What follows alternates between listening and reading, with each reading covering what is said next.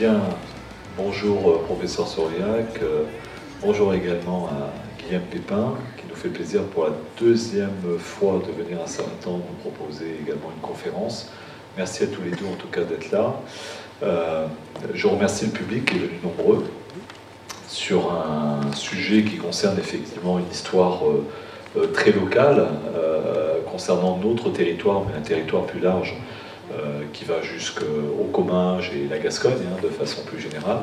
Donc merci à tout le monde d'être ici. Je suis ravi en tant que maire de Saint-Nathan de vous accueillir dans cette salle Jean-Claude Brialy. Je vais, dans un premier temps, je souhaite, au nom de la municipalité de Saint-Nathan, leur remettre la médaille de la ville. Donc je vais leur remettre la médaille de la ville parce qu'ils ont un parcours au service, j'ai envie de dire, de la Gascogne. Et Saint-Nathan se revendique de cette identité gascogne. Et vous êtes venus, je tiens à le dire, bénévolement. Voilà, c'est important de le souligner parce qu'on a l'impression qu'aujourd'hui tout est dans le domaine marchand. Là, ils sont bien là bénévolement. Ils sont venus bénévolement nous faire ces présentations. Il y a une troisième médaille aussi que je vais donner. Alors cette médaille, elle n'est pas pour un universitaire, elle est pour Lilian Riquet. Voilà. Alors, je ne vais pas exprimer un parcours universitaire, parce que vous savez, dans la société, on a des parcours citoyens et pas forcément des parcours professionnels. Mais je pense que Lilian mérite pleinement également la gratitude de la commune de Saint-Nathan. Donc déjà, je vais la remettre au professeur Sauriac. Alors regardez bien qu'à ce moment, vu que j'en ai trois, je peux me mélanger les pinceaux. Alors celle-ci est pour Guillaume Pépin. Et celle-ci est pour Lilian. J'ai posé ça et je vais venir vous féliciter.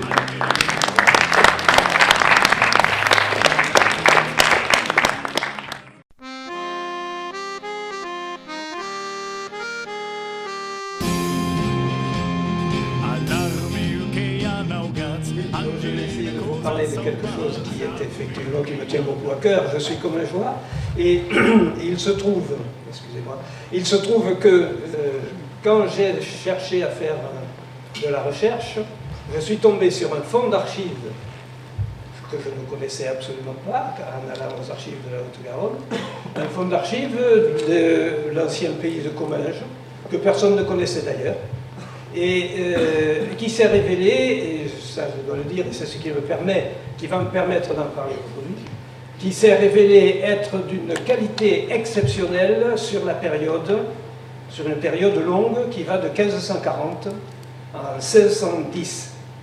Et je vais vous expliquer tout à l'heure pourquoi cette qualité et pourquoi cette période-là, mais ça permet effectivement à l'historien de l'époque moderne, de parler de choses qui ne sont pas faciles à aborder. En particulier, Monsieur le maire a fait allusion à la décentralisation, qui est un sujet tellement prégnant aujourd'hui qu'on ne sait pas comment le traiter.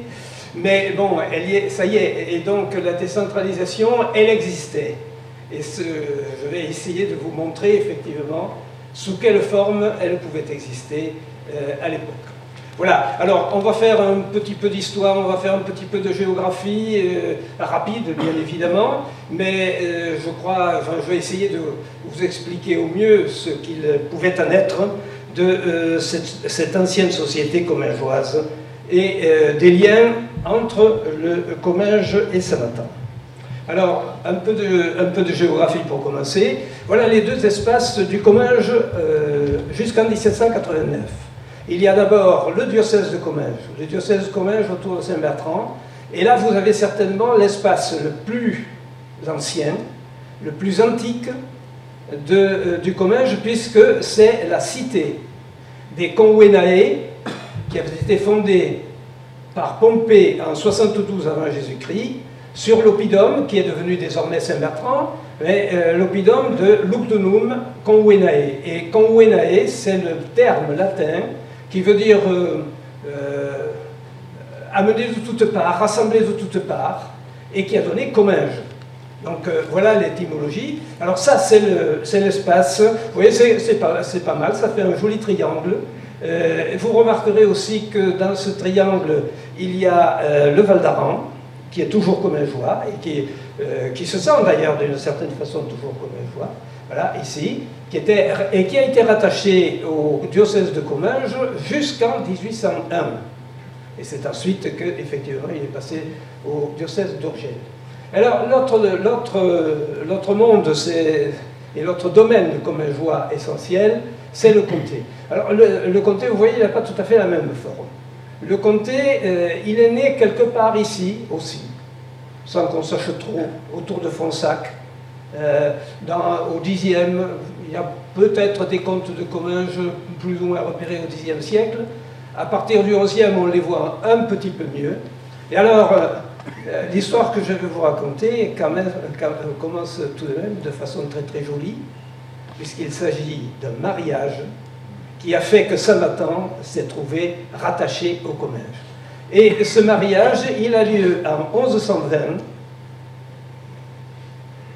entre le comte de Comminges, Bernard Ier, qui est le premier d'une lignée de 8 comtes de Comminges, jusque le 8e meurt en 1338, et puis ensuite il y a 2 Pierre Raymond, et puis le comté s'éteint. Et donc ce Bernard Ier a épousé l'héritière des principautés, ou plutôt des seigneuries, de Samatan et de Muret, qui s'appelait Dias.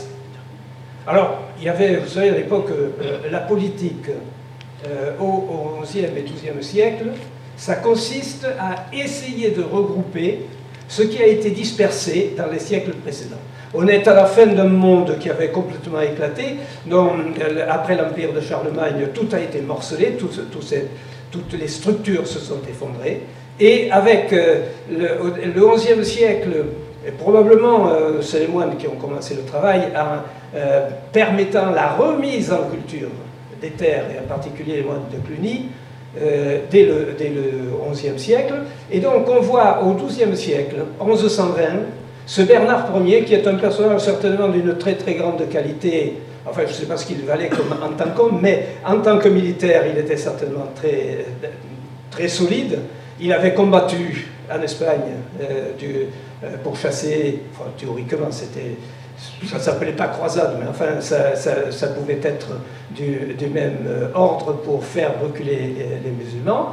Mais dans ce contrat de mariage de 1120, il y avait une série de clauses qui auraient pu faire que jamais de la vie la châtellenie de Samatan n'aurait pu se retrouver en Comminges. Et puis toutes ces clauses ont été annihilées, et les fils et les petits-fils de Bernard Ier ont donc hérité de ce que vous avez ici. Voilà la châtellenie de Samatan, je l'ai encadré ici en rouge, et vous voyez que cette châtellenie de Samatan, donc Samatan était évidemment dans le Gers, mais une partie de cette châtellenie, au-delà ici, a été rattachée à la Haute-Garonne lorsqu'on a créé les départements. Alors, à titre informatif simplement, nous, comme je vais beaucoup en parler, nous sommes en Comminges, ici, dans un pays d'État. Le comté de Comminges, c'est un pays d'État. Et alors, vous voyez ici ce que pouvait être la France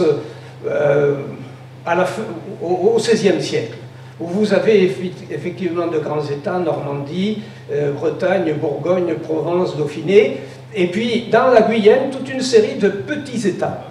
Le Comminges est ici, mais il y avait le Rouergue, il y avait le Quercy, il y avait l'Armagnac, il y avait également les Landes à l'heure actuelle, donc une série de petits États qui succédaient simplement aux anciennes provinces romaines dans cette partie-là. Alors, ce pays d'État, ça voulait dire que l'administration dans ces pays, et c'est là-dessus que je vais essayer de vous donner le plus d'informations possible, l'administration dans ces pays reposait effectivement sur des régionaux, sur des gens qui étaient les représentants de la société, on dit toujours que le roi est absolu, à l'époque il l'était aussi, mais il n'empêche qu'il y avait, dans l'administration du royaume, il y avait malgré tout beaucoup de liberté qui pouvaient être laissées aux citoyens, enfin aux citoyens, aux sujets, puisque ce n'étaient pas des citoyens. Alors voilà justement ce qu'étaient les États de Comminges. Tout ce que je vais vous montrer ensuite, c'est parce que justement ces États de Comminges ont existé, qu'ils ont tenu des archives et qu'ils ont fait une œuvre considérable, qu'on peut faire l'histoire de ce pays pour le XVIe siècle. Alors, au XVIe siècle, vous voyez, la fonction représentative dans les États, c'était une assemblée représentative. Le clergé, il y avait 7 membres, et l'évêque de Couserans était membre des États de Comminges, il en était le président. L'évêque de Lombès était également aux États de Comminges, mais dans toutes les assemblées que j'ai vues, alors donc, ce qui voulait dire quand même que l'information circulait bien, je n'ai jamais vu dans une même assemblée les 2 évêques ensemble. Quand l'un venait, l'autre envoyait son vicaire général, et inversement. Donc l'évêque, mais il y a eu là des gens, en particulier les évêques de Couserans, remarquables. La noblesse 20 à 25 seigneurs juridictionnels. Il y avait beaucoup de seigneurs, et il y avait beaucoup dans le pays, mais juridictionnels, ça voulait dire qu'ils avaient les droits de justice. Et donc leurs paysans pouvaient s'adresser à une forme de cour de justice que les seigneurs tenaient. Le tiers-état, il y avait 11 villes, donc la capitale, Muret, Samatan. La seconde, c'est toujours hiérarchique dans l'ancienne société. Hein, on ne se situe pas n'importe comment. Donc, 1, Muret, 2, Samatan, 3, Lyon-de-Don, 4, Aurignac, Saint-Julien, Salis, Castillon, Fronsac, Aspet, Lombès et Saint-Lizier. Alors, Saint-Lizier parce que c'était évêché, et Lombès aussi. Les autres étaient chefs-lieux de châtellenie. L'Assemblée des États, donc tous ces gens-là, se réunissaient régulièrement. Et là, je vous ai mis, bon, la noblesse, en fait, il y avait 60 seigneurs juridictionnels en Comminges. Il y en a 20 à 25 qui sont toujours présents. Les autres le sont rarement. Et donc, il y a une assemblée générale annuelle convoquée par le roi. Et puis, en raison surtout des guerres, parce qu'on est au temps des guerres de religion, au temps des guerres, il y a toute une série d'assemblées particulières. En 1576, par exemple, ces gens-là, et ils y étaient tous, se sont réunis 10 fois. Et l'une des réunions avait duré 3 semaines. Autrement dit que dans l'année, les gens qui sont venus aux États de Comminges dans l'année, ils n'ont pas dû faire grand-chose d'autre que de s'occuper de la gestion des affaires. En fait, c'était parce que les protestants avaient pris la ville de Saint-Giron et qu'il fallait s'organiser pour récupérer cette ville. Le Comminges, c'est fort loin de Paris. C'est fort loin de Bordeaux aussi. Le gouverneur de Guyenne n'avait pas les moyens de protéger la province. Il a fallu qu'elle se protège elle-même et donc qu'elle recrute les troupes, qu'elle paie les troupes. Et ça a été un travail assez considérable. Alors ensuite, vous avez effectivement en fonction exécutive les officiers des États. Ce sont des syndics, 2 par ordre. 2 de la noblesse, 2 du tiers-état et 2 du clergé. Il y a eu même un syndic des villages, j'expliquerai tout à l'heure pourquoi, à un moment donné. Et puis les agents, alors là, les personnages à qui je dois de pouvoir représenter ces choses-là, ce sont 2 greffiers, parce qu'il n'y en a eu que 2, entre 1540 et 1608, qui se sont succédés. Ils ont travaillé 40 ans chacun, et le second a été un véritable archiviste. Il avait même coté les archives qu'il avait collectionnées, ce qui fait que le travail là a été très facile. Puis les archives des trésoriers, alors ça c'est phénoménal évidemment, les archives des trésoriers. L'état d'Ancien Régime, c'est justice et finances. Pour le reste, vous vous débrouillez. Mais il faut payer les impôts et il faut aussi s'adresser à la justice du roi. Alors les trésoriers, évidemment, sont recrutés par contrat, ce sont de vrais banquiers. Et c'est ça que, je le redirai tout à l'heure, c'est ça qui a fait chuter les États provinciaux, des petits États provinciaux comme le Comminges. Parce qu'ils pouvaient avancer de l'argent aux États, mais ensuite il fallait le rembourser. Et donc le roi n'admettait pas, il n'a pas admis qu'on puisse prélever de l'argent pour rembourser des dettes qui étaient des dettes régionales. Alors, procureurs et avocats, tout cela, il y avait toute une armée d'une vingtaine de personnes que l'on voit se promener à Bordeaux, à Toulouse, Toulouse d'abord, Bordeaux ensuite, parce que Bordeaux, le commerce dépendait de la généralité de Guyenne, et Paris, où ces gens-là se rendaient régulièrement. Alors, représentant aux États, voilà, par exemple, vous voyez qu'aux États de Comminges, tous les points qui sont là, rouges ou bleus ou verts, ça signifie des gens qui ont été présents aux assemblées. Alors, si vous regardez ici, dans la châtellenie de Saint-Nathan, il y avait le seigneur du Vézéril, c'était un Lamezan, le seigneur de Noyant, le seigneur de la Bastille-Savès, le seigneur de Seyss-Savès, alors ici, l'un des plus importants, la Hyère, le seigneur de la Hyère, il y avait Mont-Blanc, il y avait Pulosic, il y avait Sajas, le pays était effectivement représenté par ces seigneurs. Les seigneurs, évidemment, ce n'est pas les paysans, mais de toute façon, ils pouvaient porter la voix de ce que les paysans pouvaient souhaiter aussi. Et vous voyez, tout le bas pays, surtout, est fortement représenté aux États. C'est ça la décentralisation. C'est-à-dire des gens qui avaient décidé de... ils ne pouvaient pas décider du montant des impôts, c'est le roi qui le faisait, mais qui pouvaient décider de la répartition des impôts. Et ça, c'était quand même terriblement important, et je vais vous le montrer surtout à propos des guerres. Alors, avant d'en venir aux guerres, cette administration avait des compétences extraordinaires. La taille, qui est l'impôt royal, ça vous en souvenez, à l'école primaire, on apprend quand même que le roi a imposé la taille à partir de la guerre de 100 ans, c'est-à-dire vers 1437 à peu près. C'est l'impôt royal. On vous a dit aussi que il y avait des gens qui payaient l'impôt et d'autres qui ne le payaient pas, des privilégiés qui ne le payaient pas. Il y avait des nobles et des roturiers. Le clergé théoriquement ne devait pas payer, la noblesse non plus, et les paysans, c'était donc sur les paysans que reposait, ou sur les habitants des villes, que reposait la totalité des impôts. Ce n'est pas vrai dans nos régions, ce n'est pas vrai dans le sud. L'impôt dans le sud pèse sur les terres. Donc elles sont encadastrées, les terres. Ça pèse sur les terres, et il y a des terres qui sont franches d'impôts, elles sont dites nobles, et il y a des terres qui doivent payer l'impôt, et qui sont dites dans le langage du pays rurales. Tout est rural de toute façon, mais les terres rurales, c'était celles qui payaient les impôts.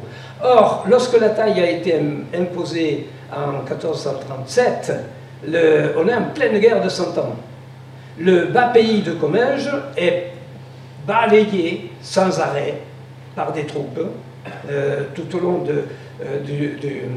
surtout au XIVe siècle, plus qu'au XVe siècle, mais il y a des troubles et les montagnes sont un petit peu plus protégées. Il est plus difficile d'aller piller les paysans des montagnes. C'est plus facile de le faire autour de Saint-Nathan, comme on l'a fait assez souvent au XIVe siècle. Donc, ce qui voulait dire que les pays de montagne, les châtellenies de montagne, avaient écopé d'un taux d'impôt plus fort, proportionnellement, en 1437 et en 1530. Les châtellenies de montagne demandent une révision de la fiscalité, de la base de la fiscalité. Et donc, c'est ce qu'on appelle une recherche. Ça s'est fait à la même époque aussi, d'ailleurs, en Languedoc, ce qui voulait dire que les bases économiques avaient changé entre le XIVe, le XVe et le XVIe siècle. Et donc, cette recherche, ça voulait dire qu'il fallait réinventorier la quantité de terre qui pouvait être imposable et celle qui pouvait n'être pas imposée. Alors, les États ont constitué une commission d'enquête. Il y avait 3 commissaires. Bégordan, il était ici, il était saint-matanais. Nardac était de l'Île-en-Todon et Boyer était de Salis. Et il y avait évidemment les hommes du métier quand même, 3 agrémenteurs pour contrôler les choses. Alors vous voyez ici comment ça s'est passé.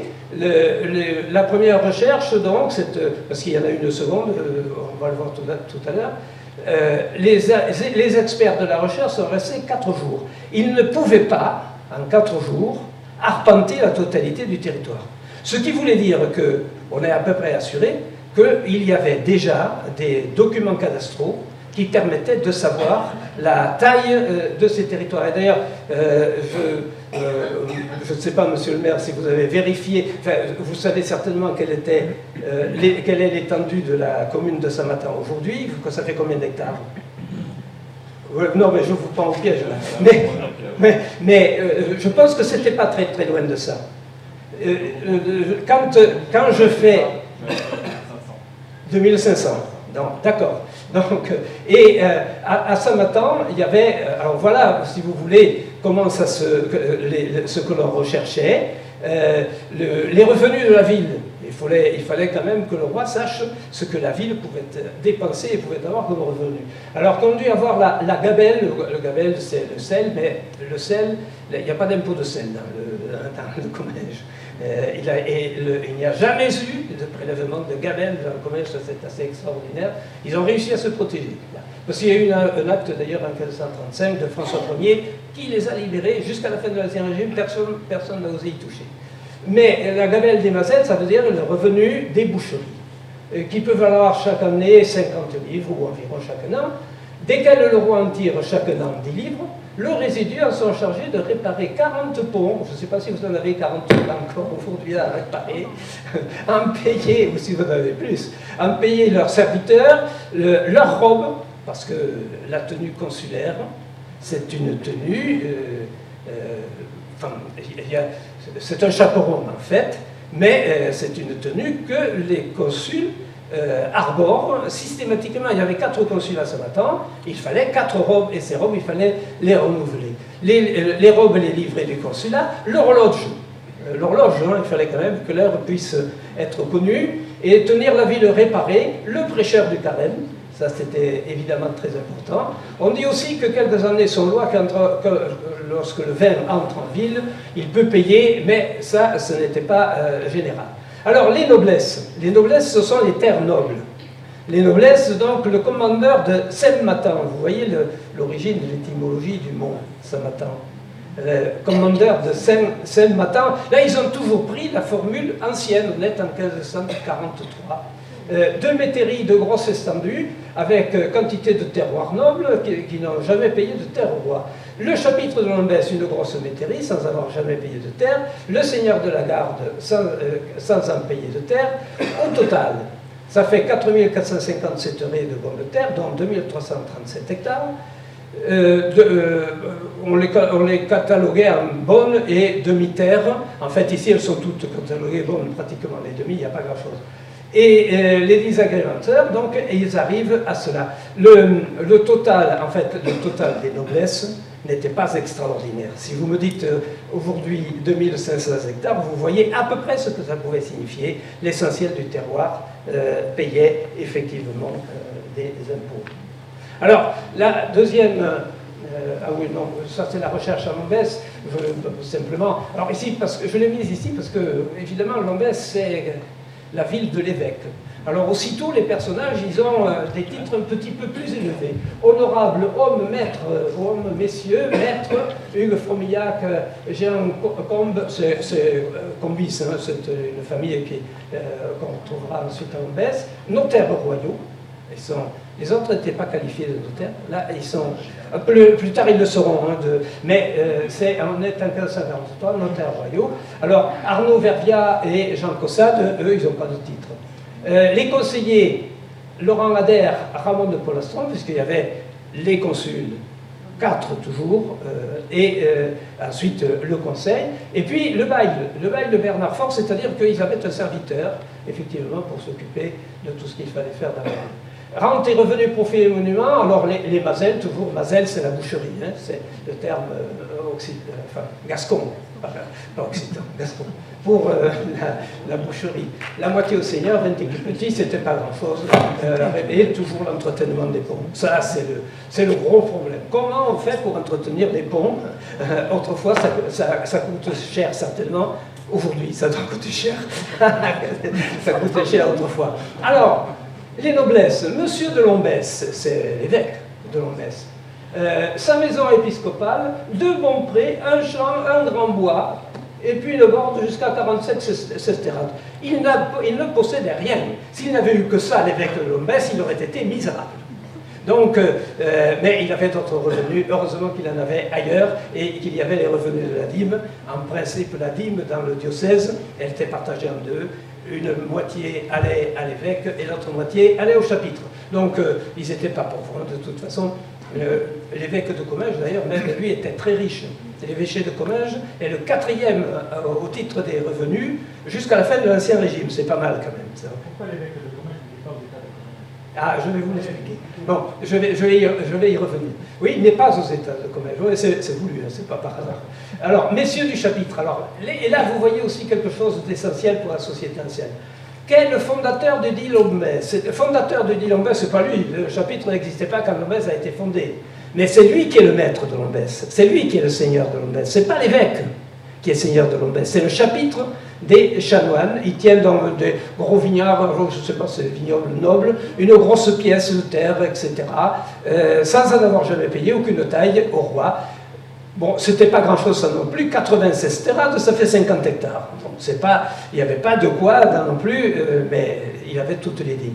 Alors, en revanche, ceci c'est important, un moulin à 2 molles-mollans sur la Save, un moulin dans les murs sur la Save, et 2 molles à 2 molles-mollans bien garnis, un moulin à 2 molles-mollans, Save près des barrières. Donc, il y avait 3 moulins, et puis surtout, c'est celui-là, sans doute, qui devait le rapporter le plus, à 2 molles-mollans bien garnis.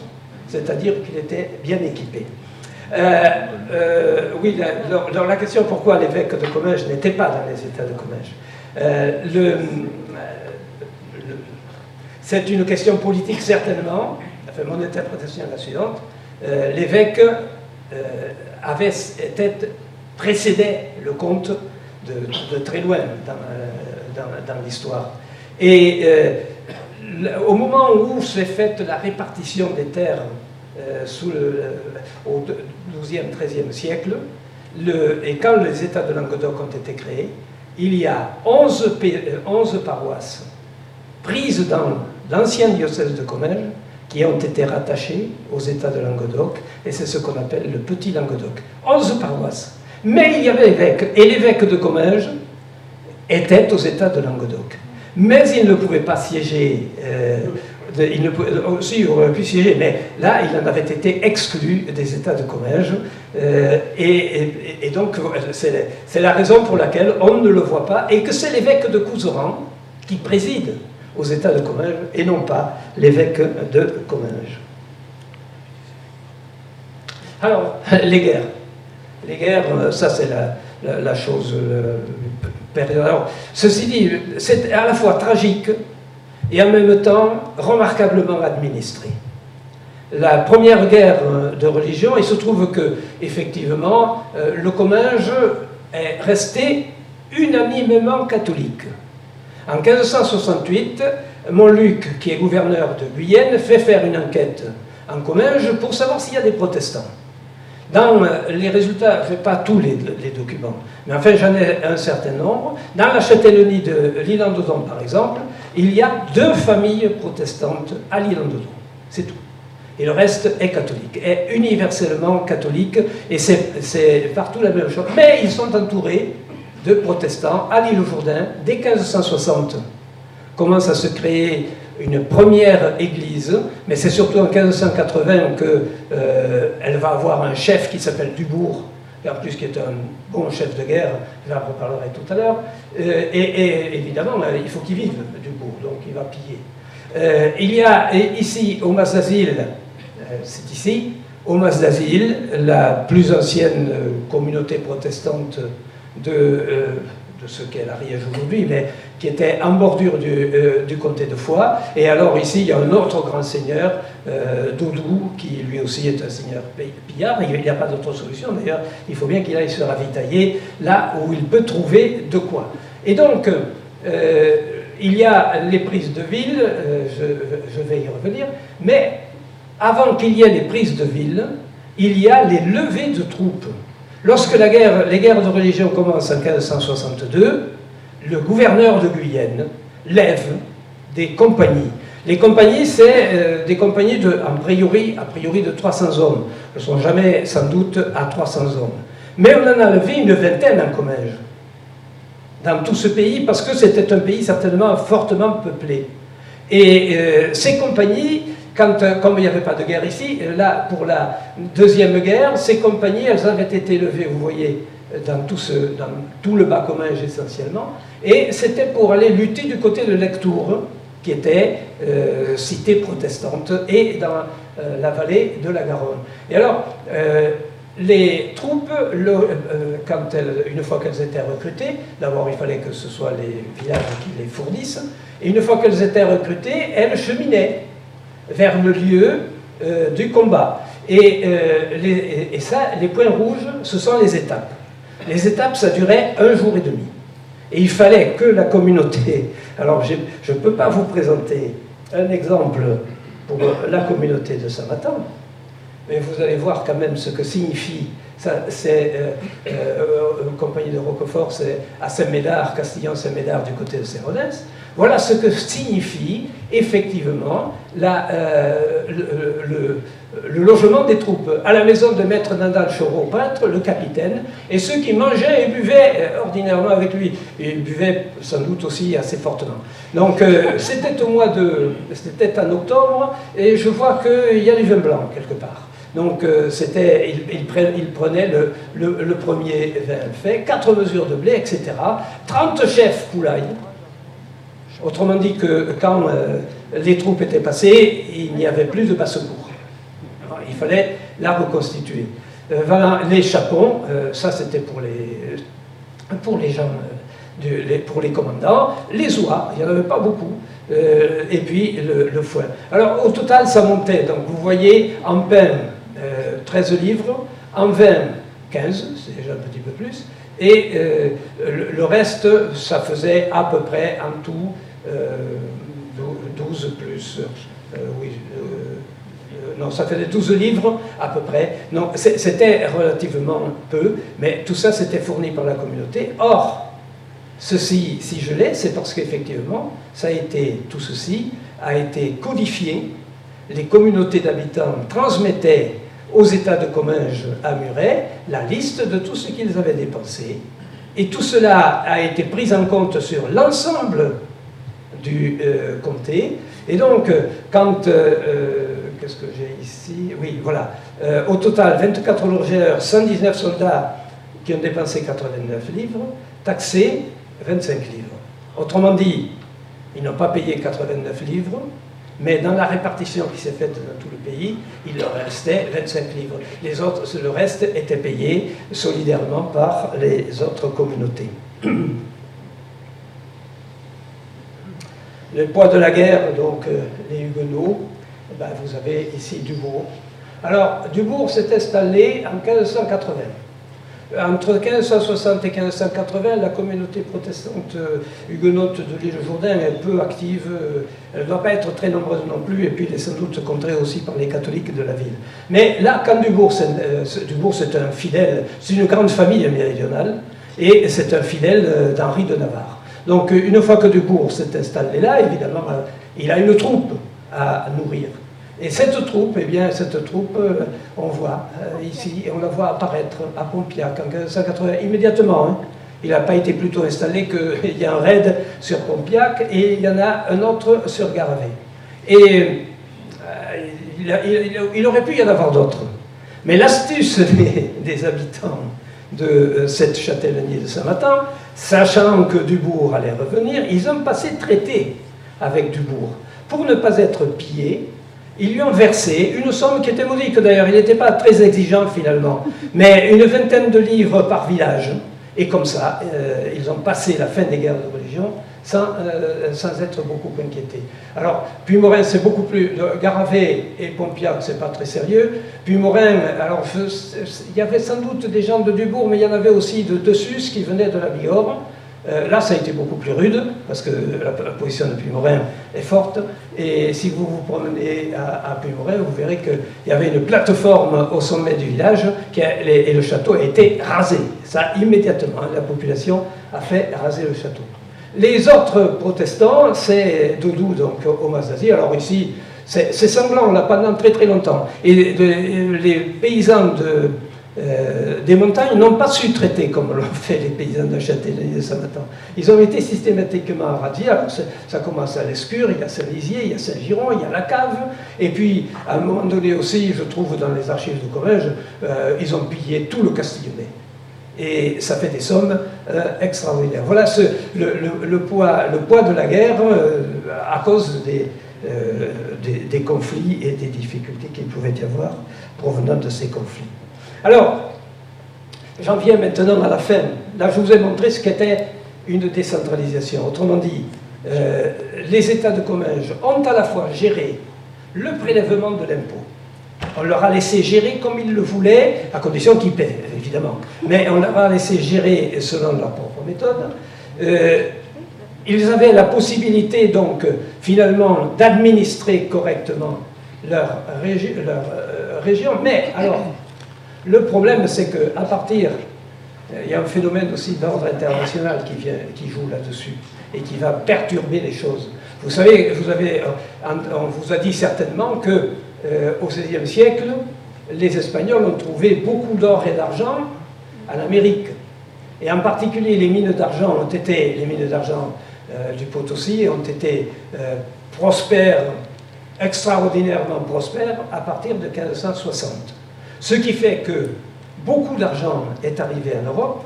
Ça a provoqué une hausse des prix considérable. Tout simplement, davantage d'argent et pas davantage de produits, eh bien, les prix montent.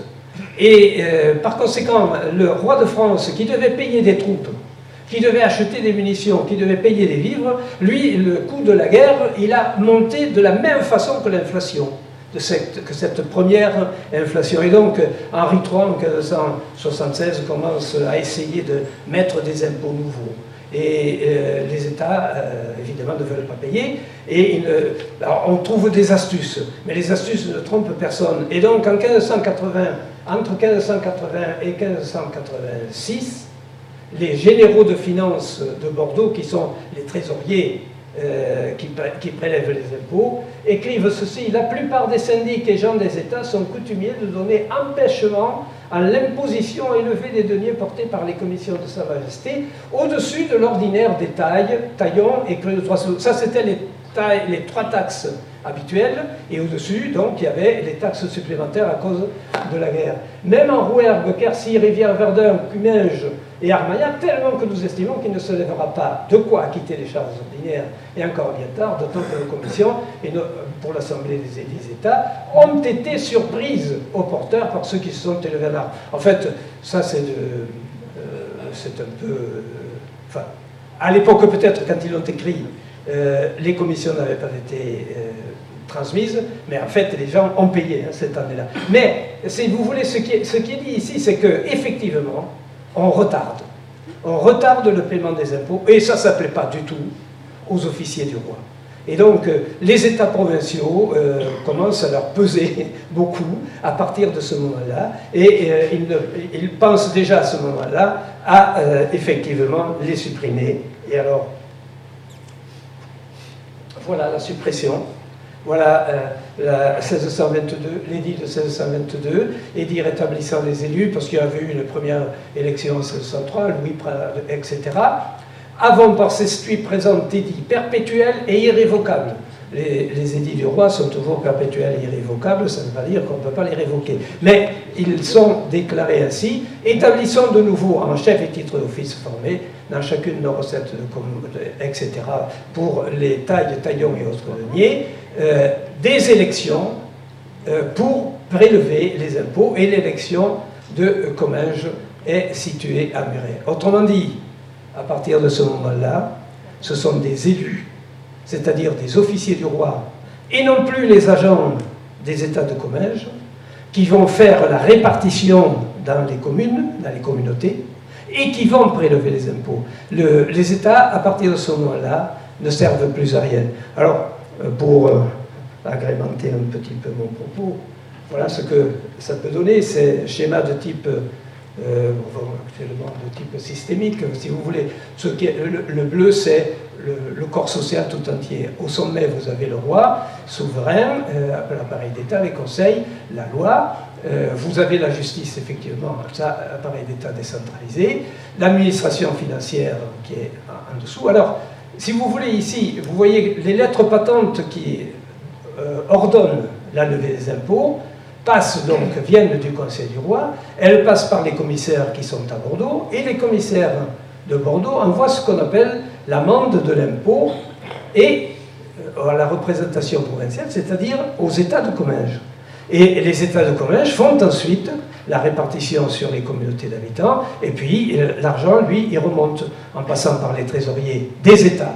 Et donc tout à l'heure, je vous ai dit quel pouvait être leur rôle. Ça passe évidemment au trésorier, à l'exercice du pouvoir aux finances, au trésorier des finances. Autrement dit, vous avez ici un appareil représentatif qui a le droit de répondre. Ici, il a le droit de se plaindre. Donc ça, ce sont les doléances ou les réponses. Et quelquefois, ils obtiennent d'ailleurs un petit peu gain de cause. Donc, il y a, si vous voulez, un écran. C'est ça la décentralisation ancienne. Il y a un écran entre les communautés et l'administration fiscale. Et cet écran disparaît. Oh, pardon. Cet écran disparaît en 1622. Vous avez donc toujours, depuis le haut, donc, les lettres patentes qui ordonnent de prélever les impôts, les commissaires, et les commissaires, au lieu d'envoyer l'amende de l'impôt aux États qui étaient ici, l'envoient aux élus, et les élus l'envoient directement aux communautés d'habitants, et les communautés d'habitants doivent payer directement aux receveurs royaux. Il n'y a plus d'intermédiaire. C'est ça, si vous voulez, la fin de la décentralisation ancienne dans l'administration monarchique. Voilà, j'ai essayé de vous, j'espère que je n'ai pas été trop long, de vous résumer un petit peu cela, mais je crois que les problèmes d'administration ont toujours été communs. Et là, au XVIe siècle, on voit d'abord que ces administrations savaient faire beaucoup de choses, et qu'elles avaient les moyens d'ailleurs de les faire, mais en même temps, ça pouvait être dangereux pour le pouvoir central. Et la centralisation administrative, la centralisation monarchique, qui s'est faite au XVIIe siècle, procède justement de ces oppositions. Alors, les États de Comminges ont été supprimés, les États de Languedoc ne l'ont pas été, parce que la province de Languedoc était trop puissante pour qu'on ait pu se passer d'elle. Les États de Bourgogne, on les a contournés, on a fait autrement. Les États de Normandie, on y a mis des élus, mais on les a conservés. Les États de Bretagne aussi, mais la monarchie a mis la main sur la gestion de l'impôt, ce qu'elle n'a jamais réussi à faire en Languedoc, mais qu'elle a fait ici en Comminges. Voilà, alors on peut reprendre le débat maintenant de la décentralisation, après cet effort de centralisation, que la République, que la Révolution et la République n'ont fait que confirmer. Je vous remercie.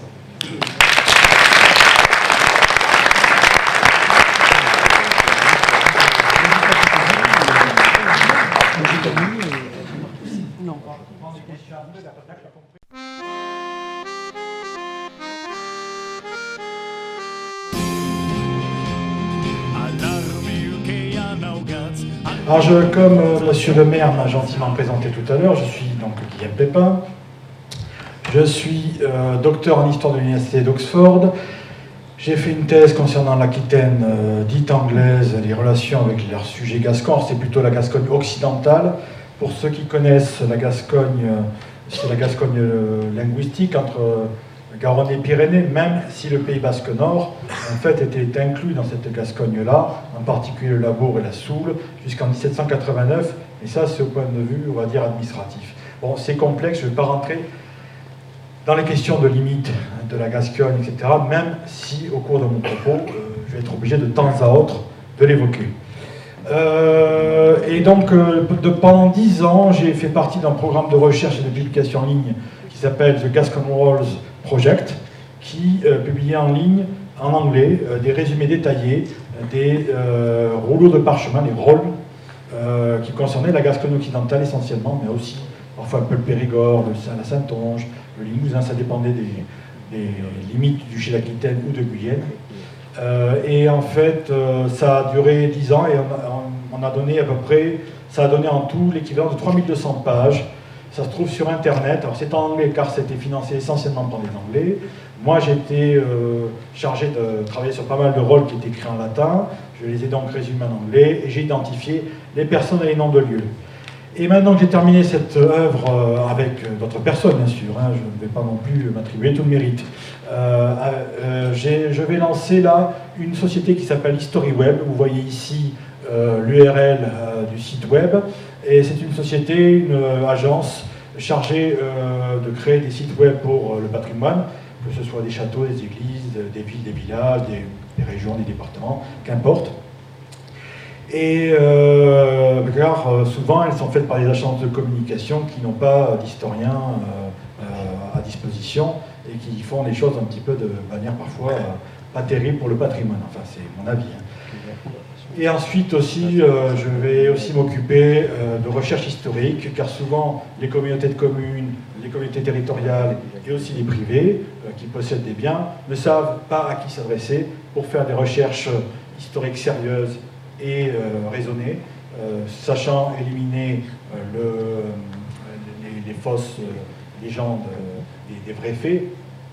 Et les universitaires ne sont pas disponibles, évidemment, à volonté pour pouvoir faire ce genre de recherche, y compris en archives. Et aussi, je veux m'occuper de la médiation du patrimoine et de l'histoire, c'est-à-dire la création de panneaux explicatifs, pourquoi pas des expositions, et dans l'avenir aussi, la recréation de monuments disparus en 3D, la recréation aussi de salles qui n'ont plus leur décor, etc. En tout cas, une vue d'artiste, etc. Bon, là je rentre dans le fond du sujet. Là, vous pouvez voir un denier de Sens-Guilhem, le dernier duc et comte de Gascogne, en tout cas de la dynastie autochtone, même si le duché de Gascogne en tant que tel a disparu en 1062 en étant fusionné avec le duché d'Aquitaine et le comté de Poitou. Ça, c'est un denier que je possède d'ailleurs, qui a été frappé donc au XIe siècle à Bordeaux. C'est juste pour vous introduire un petit peu cette histoire, ça n'a pas un lien direct avec notre sujet. On commence d'abord les débuts de l'enquête. Alors les débuts de l'enquête, il faut passer par les proto-armoiries et les armoiries des ducs d'Aquitaine, comtes de Poitou. Vous voyez par exemple ici les armes des rois de Chypre de la dynastie Lusignan-Poitiers, descendant direct de Raymond de Poitiers, l'oncle paternel d'Aliénor d'Aquitaine. Ceux qui connaissent l'histoire d'Aliénor d'Aquitaine ont entendu des rumeurs d'inceste entre l'oncle et la fille et la nièce.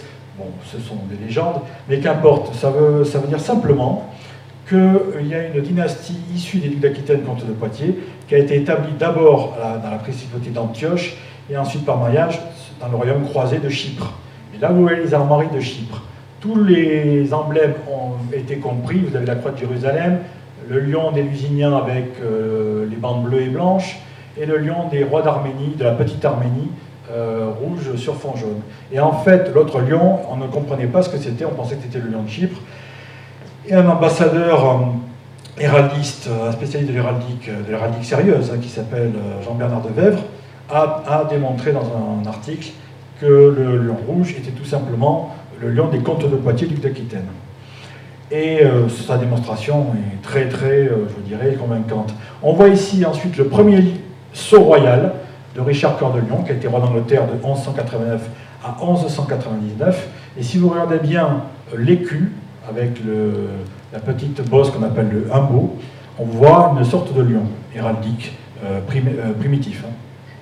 Et on sait par une histoire qui a circulé dans la famille Joinville que lors de la croisade, la troisième croisade, il a cédé, et ça se faisait parfois, il a cédé ses armoiries à la famille de Joinville, qui est une famille de champenoise. Et c'est pour ça que vous avez un lion de gueule issant, c'est-à-dire une partie simplement du lion, ce qui permet de savoir que le lion de Richard Cœur de Lion était d'argent au lion de gueule. C'est-à-dire exactement les armoiries que vous trouvez pour la famille de Poitiers-Lusignan. Donc, il est évident que comme les armoiries sont apparues dans les années 1130-1150, le père d'Aliénor d'Aquitaine ou le grand-père, qui était le fameux troubadour, n'avait pas d'armoirie. Ils avaient ce qu'on appelle des proto-armoiries.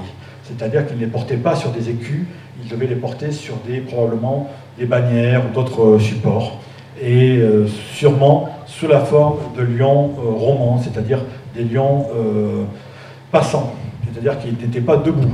Et je vais vous expliquer ça par la suite. Alors, nous avons ici un neveu de Richard Cœur de Lion, qui s'appelle Otton de Brunswick, qui est mort en 218, et qui a été fait comte de Poitou et duc d'Aquitaine pendant 2 ans.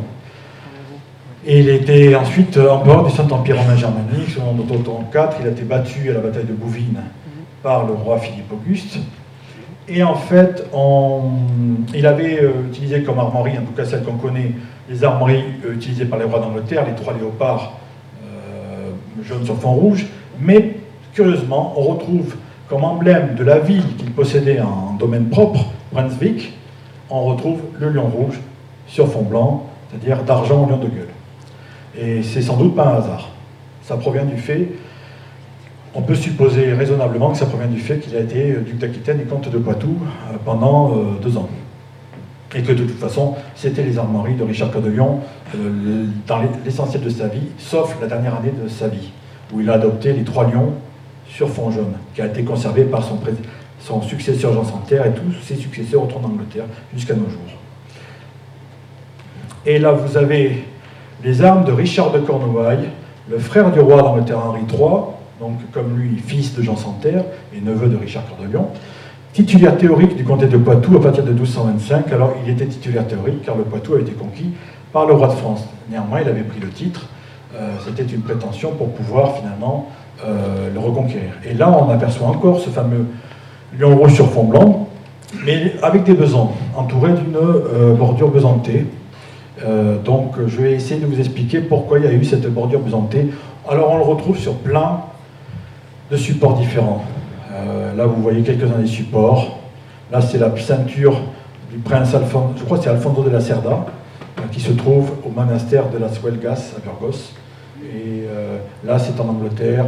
Là, c'est à Westminster. Vous voyez. Donc, on trouve plusieurs représentations des armoiries de cette personne et de son fils qui lui a succédé au comté de Cornouailles. Et ensuite, on trouve la diffusion. Oui, peut-être, oui. N'ayez pas peur, je ne vais pas utiliser ça pour aveugler quelqu'un. On peut l'utiliser pour ces raisons-là. Alors, comment ça marche? Là. C'est bon? Bon, vous voyez ici, en fait, un groupe d'armoiries. C'est la diffusion des armoiries, ce qu'on appelle un groupe héraldique, qui provient de ces armoiries, ou des proto-armoiries plutôt, mais des armoiries, sans doute, de Richard Cœur de Lion en tant que comte de Poitou, duc d'Aquitaine. Car vous voyez à chaque fois que vous avez la bordure besantée. Vous avez le lion rouge, mais à chaque fois la bordure besantée. Et curieusement, quand Richard Cœur de Lion a été roi d'Angleterre, il n'y avait pas de bordure besantée. Ce qui, à mon avis, même si c'est très très très tôt pour avoir une brisure, était une sorte de brisure pour indiquer qu'il n'était pas le successeur de son père Henri Plantagenet. Et Henri Plantagenet continuait à avoir le titre de duc d'Aquitaine. Donc, il avait mis la bordure besantée pour expliquer qu'il était un fils héritier, certes, du duché d'Aquitaine, il avait le titre, mais il n'était pas encore pleinement duc d'Aquitaine de plein pied. Donc, mais malgré tout, il a eu une influence sur les armoiries, et c'est ce que l'on a conservé, parce qu'on perd énormément de données, hein. Et on peut voir que Savary de Montmélian, un grand seigneur poitevin, avait ces armoiries-là, qui sont encore dans les armoiries de la ville de Montléon, dans les Deux-Sèvres, mais ils ont changé les couleurs. La cité de Limoges, c'est la moitié épiscopale qui appartenait à l'évêque de Limoges, avait ses armoiries, et c'était là où les ducs d'Aquitaine se faisaient couronner. Là, vous avez la famille Bécher, qui est de Saintonge, dont la plus illustre représentante était Radegonde de Bécher, qui a été ralliée aux Anglais au XIVe siècle lorsqu'il y a eu la principauté d'Aquitaine du Prince Noir. Là, le sceau de la commune de Poitiers en 1386, et c'est toujours utilisé de nos jours dans les armes de la ville de Poitiers. Et là, vous avez les armes des vicomtes de Châtellerault, toujours utilisées de nos jours par la ville de Châtellerault comme armoirie. Et vous pouvez voir ce qu'on appelle, c'est un cas typique de diffusion des armoiries d'un groupe héraldique qui provient, et c'est pas parce que l'on est obligatoirement de la même famille que l'on utilise ces armoiries-là. C'est parce que le seigneur a utilisé ça, et pour des raisons diverses et variées, on a repris ces armoiries-là. Évidemment, un certain nombre de seigneurs ou de communes ont changé leurs armoiries à la suite, car sinon tout le monde avait les mêmes armoiries. Hein. Donc c'était un peu compliqué. Mais en réalité, le lion de gueule, à l'origine, c'est un emblème des ducs et comtes de Gascogne. Je vais vous expliquer comment. Alors, vous pouvez voir ici un dessin de Laplagne Baris, qui est souvent utilisé pour montrer les sceaux gascons. Le problème, c'est qu'il ne dessinait pas toujours exactement le sceau tel qu'il était. Vous voyez ici l'original, en tout cas un moulage de l'original à gauche. Et à droite, le sceau dessiné par Laplagne Baris. Il y a plusieurs détails qui sont, on va dire, différents. Par contre, on voit très bien ici qu'il y a le lion, le fameux lion d'Armagnac, rouge sur fond blanc. Alors on se dit, tiens, il y a quand même un certain nombre de coïncidences. Comment se fait-il que les comtes d'Armagnac aient exactement les mêmes armoiries que Richard Cœur de Lion ou que, a priori, la famille des comtes de Poitiers du d'Aquitaine?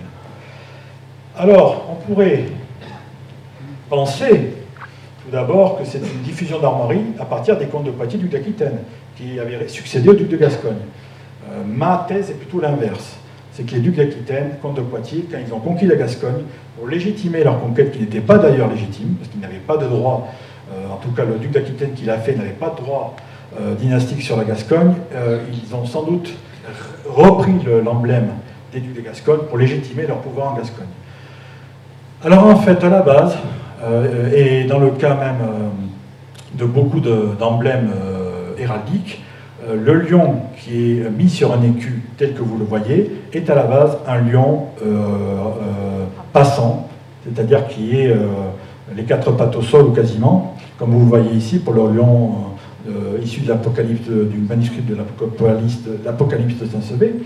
Et en fait, il n'était pas possible pour mettre sur un écu du XIe et XIIe siècle, qui est un amande, c'était pas bien visible de mettre un lion de cette manière-là. Donc ils ont été obligés, pour des raisons pratiques, de le mettre debout. Et vous pouvez voir ici avec l'exemple d'Alfonso IX, le roi de Léon, en Espagne, vous voyez le lion tel qu'il était à l'origine, et son adaptation sur un écu.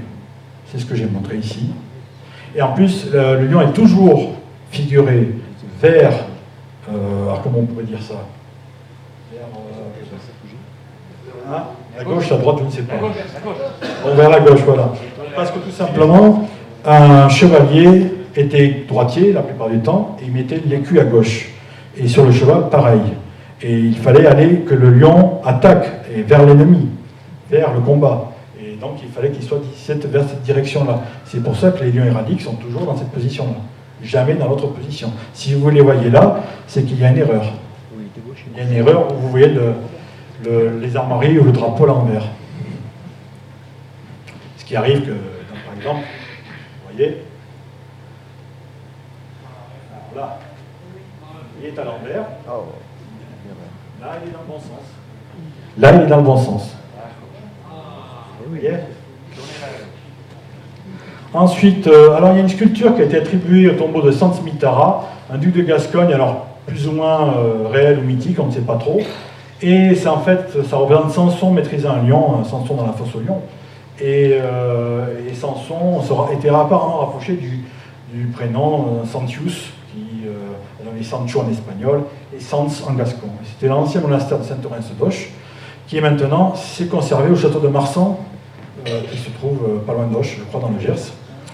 Et c'est dans une propriété privée, je crois que c'est le marquis de Montesquieu. Voilà. Donc on voit qu'il y a peut-être un lien, en effet, aussi ancien que ça, mais bon, c'est une sculpture, ça, sans doute du XIe siècle. Alors là, je peux vous montrer au niveau géographique la répartition des armoiries que j'ai pu détecter. Ça ne veut pas dire qu'il n'y en ait pas d'autres.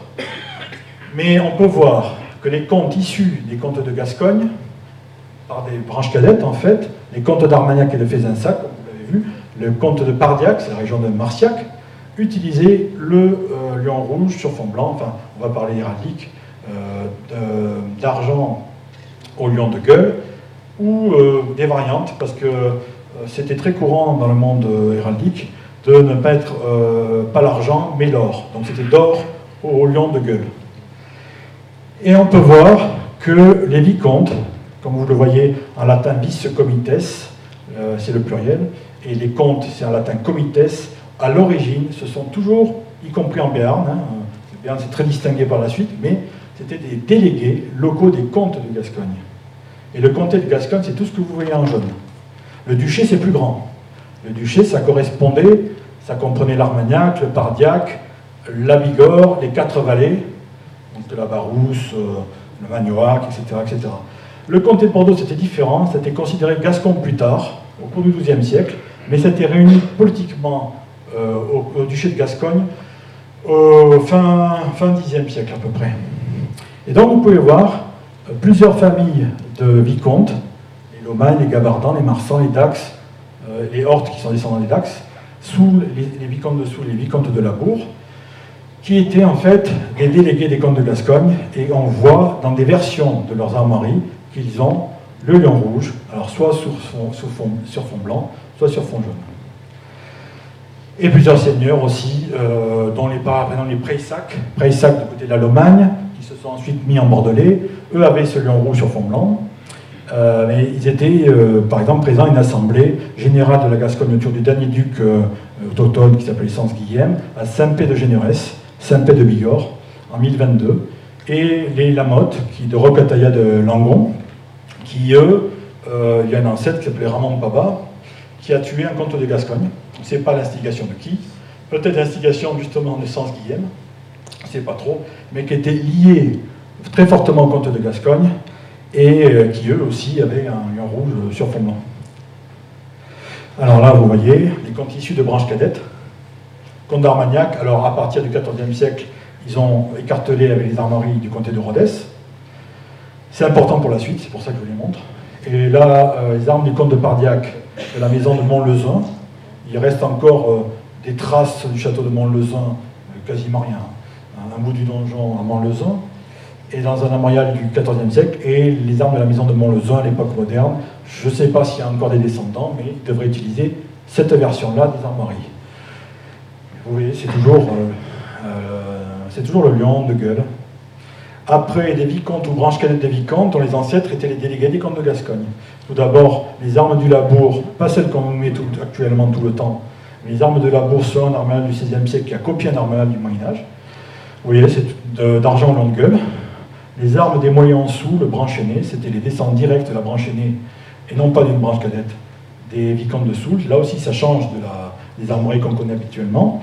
C'était des seigneurs proéminents après qu'ils étaient exilés de la Soule par le roi d'Angleterre. En 1261, ils ont été en Navarre, royaume de Navarre, et là, ils avaient comme armoiries d'or au lion de gueule, lion rampant de gueule. Et on peut le trouver encore, des armoiries du XIVe ou XVe siècle, dans le réfectoire de la cathédrale de Pampelune. Vous voyez très clairement. Malheureusement, je n'ai pas pu les photographier parce qu'il y avait un colloque à ce moment-là, des collègues qui faisaient un colloque. Et là, vous avez les armoiries, les armes des vicomtes d'Orte, descendants des vicomtes de Dax. C'est toujours pareil, donc c'est toujours d'or au lion de gueule. Là, ici, les armes d'une famille de Marsan, c'est pas la famille principale. Moi, je connais un ami qui me contesterait ça en me disant c'est pas les armes des Marsans. Oui, mais souvent, il y a des branches cadettes ou des branches un peu obscures qui ont gardé les armes d'origine, alors que les branches aînées ont changé pour d'évidentes raisons, parce que tout le monde ne pouvait pas garder les mêmes armes et les mêmes armoiries. C'était pas possible, parce que c'était comme si tout le monde avait les mêmes emblèmes. Et là, vous avez les armes de Lomagne Fimarcon, c'est le seigneur de Fimarcon dans le Gers actuel, branche cadette des vicomtes de Lomagne. Les vicomtes de Lomagne ayant opté soit pour un armoirie avec des boucs, non pas des boucs, des béliers, voilà, des béliers, ou parfois des fleurs de lys, il y a eu aussi, enfin, il y a diverses versions. Et là, là, c'est le sceau de la ville de Gabaret. On peut supposer, c'est une supposition simplement, que c'était peut-être l'emblème des seigneurs des vicomtes de Gabardon. Mais il y a encore pas mal de découvertes à faire, de recherches à mener, car sur ces données-là, sont extrêmement éparpillées, sont extrêmement, comment dire, peu connues. Il y a aussi beaucoup d'idées reçues. Je suis sûr que aujourd'hui, je vais m'en confronter à certaines d'entre elles avec vous, désolé, mais c'est comme ça. Mais je vous jure que j'ai tenté de faire un travail scientifique et le plus sérieux possible, de recoupement, c'est une vraie enquête, et de mise en relation des données. Ce n'est pas pour fâcher des personnes, ce n'est pas pour mettre en avant une thèse qui me ferait plaisir, etc.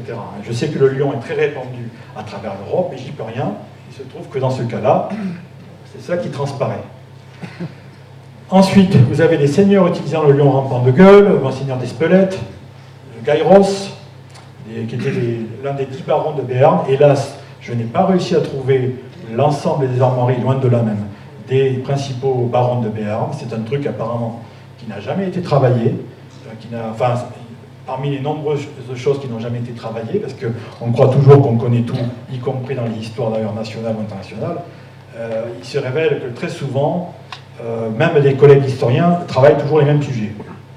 Les mêmes sujets, les mêmes thèmes, les mêmes biographies, les mêmes personnes. Donc à la fin, évidemment, on n'apprend pas grand-chose. On ne fait que creuser toujours à peu près les mêmes sillons. Et dès qu'on s'éloigne un petit peu de ces sillons-là, évidemment, on trouve toujours des choses parfois très intéressantes. Et c'est pas parce que c'est régional, entre guillemets, que ça n'est pas méritoire et que ça n'est pas intéressant. Il y a énormément de choses concernant l'histoire de la Gascogne ou de l'Aquitaine, en particulier médiévale. C'était là où il y avait vraiment un bouillonnement politique et militaire, qui sont autre chose que l'histoire, je dirais, plus récente, qui est une histoire parfois, c'est une histoire intéressante, mais c'est provincial, dans le sens, pas péjoratif, mais il n'y a plus de centre de décision, ou vraiment de dynamisme politico-militaire sur place, contrairement à ces époques-là. Alors vous voyez, les barons de Gairos, c'est les barons de Molé-en-Barousse, c'est pas trop loin d'ici, les Espagnes Montespan, qui sont originaires de la vallée du Louron. Une autre version des Espagnes Montespan est aussi des Laure-la-Bourste. C'était la limite du duché de Gascogne par rapport au Comminges, parce que le Comminges a été séparé au Xe siècle. Et il est possible qu'il y ait eu une guerre d'ailleurs, mais on a très peu de documents, il n'y a que des thèses. Une guerre entre les ducs de Gascogne et les comtes de Toulouse pour la domination du Comminges, avec un comte de Toulouse qui rajoute d'ailleurs 2 numéros au comte de Toulouse qu'on connaît. Raymond VI et Raymond VI et Raymond VII ne sont pas Raymond VI ou Raymond VII du tout. C'est une erreur due à des historiens du XVIIIe siècle de l'histoire de la générale de Languedoc. On a découvert 2 comtes de Toulouse au Xe siècle, ce qui fait que ça décale évidemment la numérotation de 2 comtes. Et ça donne Raymond VI devient Raymond VIII, et le dernier comte de Toulouse de la croisade, Raymond IX. C'est son véritable numérotation. Je sais, ça fait bizarre, mais c'est ça.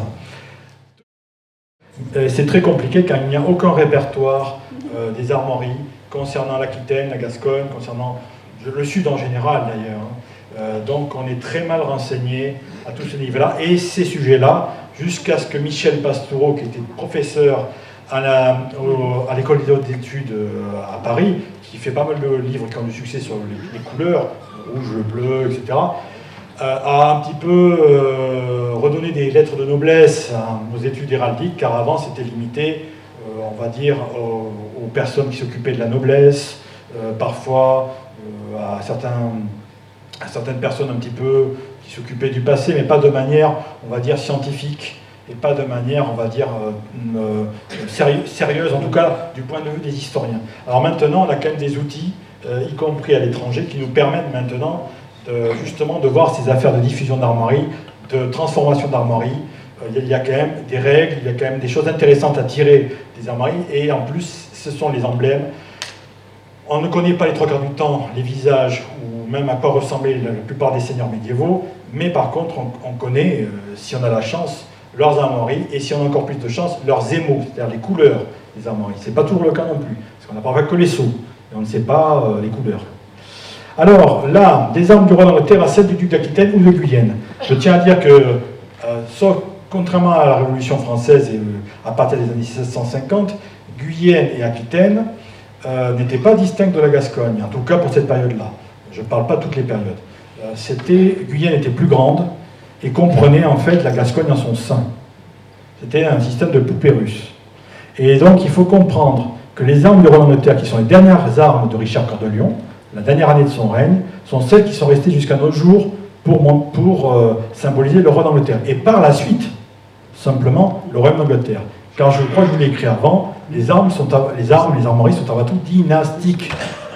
Même pour la Catalogne, qui actuellement, ou le pays, l'Aragon, le pays valencien, ce sont des armes qui sont maintenant territoriales. Ça représente la Catalogne, par exemple, mais à la base, ça représente la maison de Barcelone.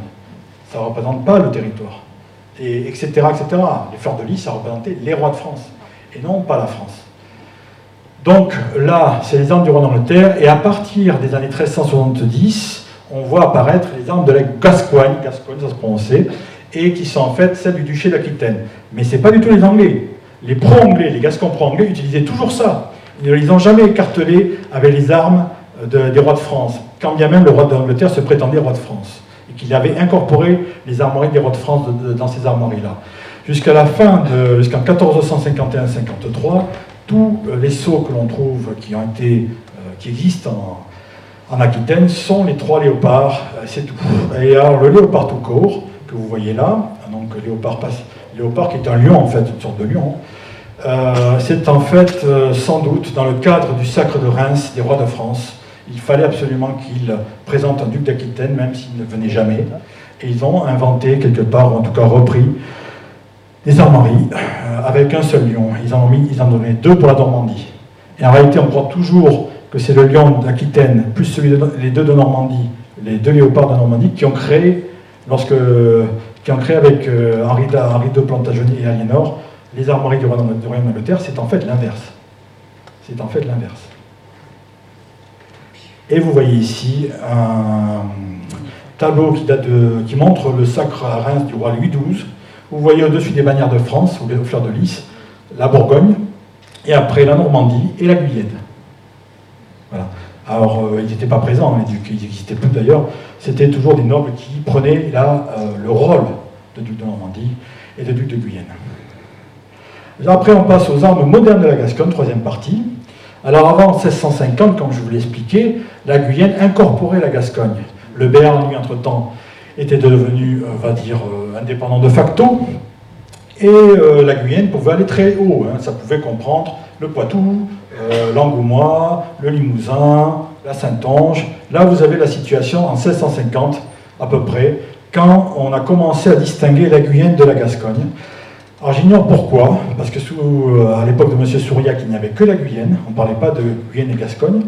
Il y a dû peut-être avoir des revendications gasconnes, il y a peut-être eu un truc comme ça, si bien qu'on a distingué, au sein du même gouvernement, c'était toujours Bordeaux qui dominait, la Guyenne et la Gascogne. Et ce que je vous ai mis en orange, c'était la Guyenne au milieu du XVIIe siècle, fin XVIIe siècle, et ce que vous avez mis en jaune, c'était la Gascogne telle qu'elle était comprise, en tout cas à l'époque. Ça comprenait même les régions basques, du Labourd et de la Soule.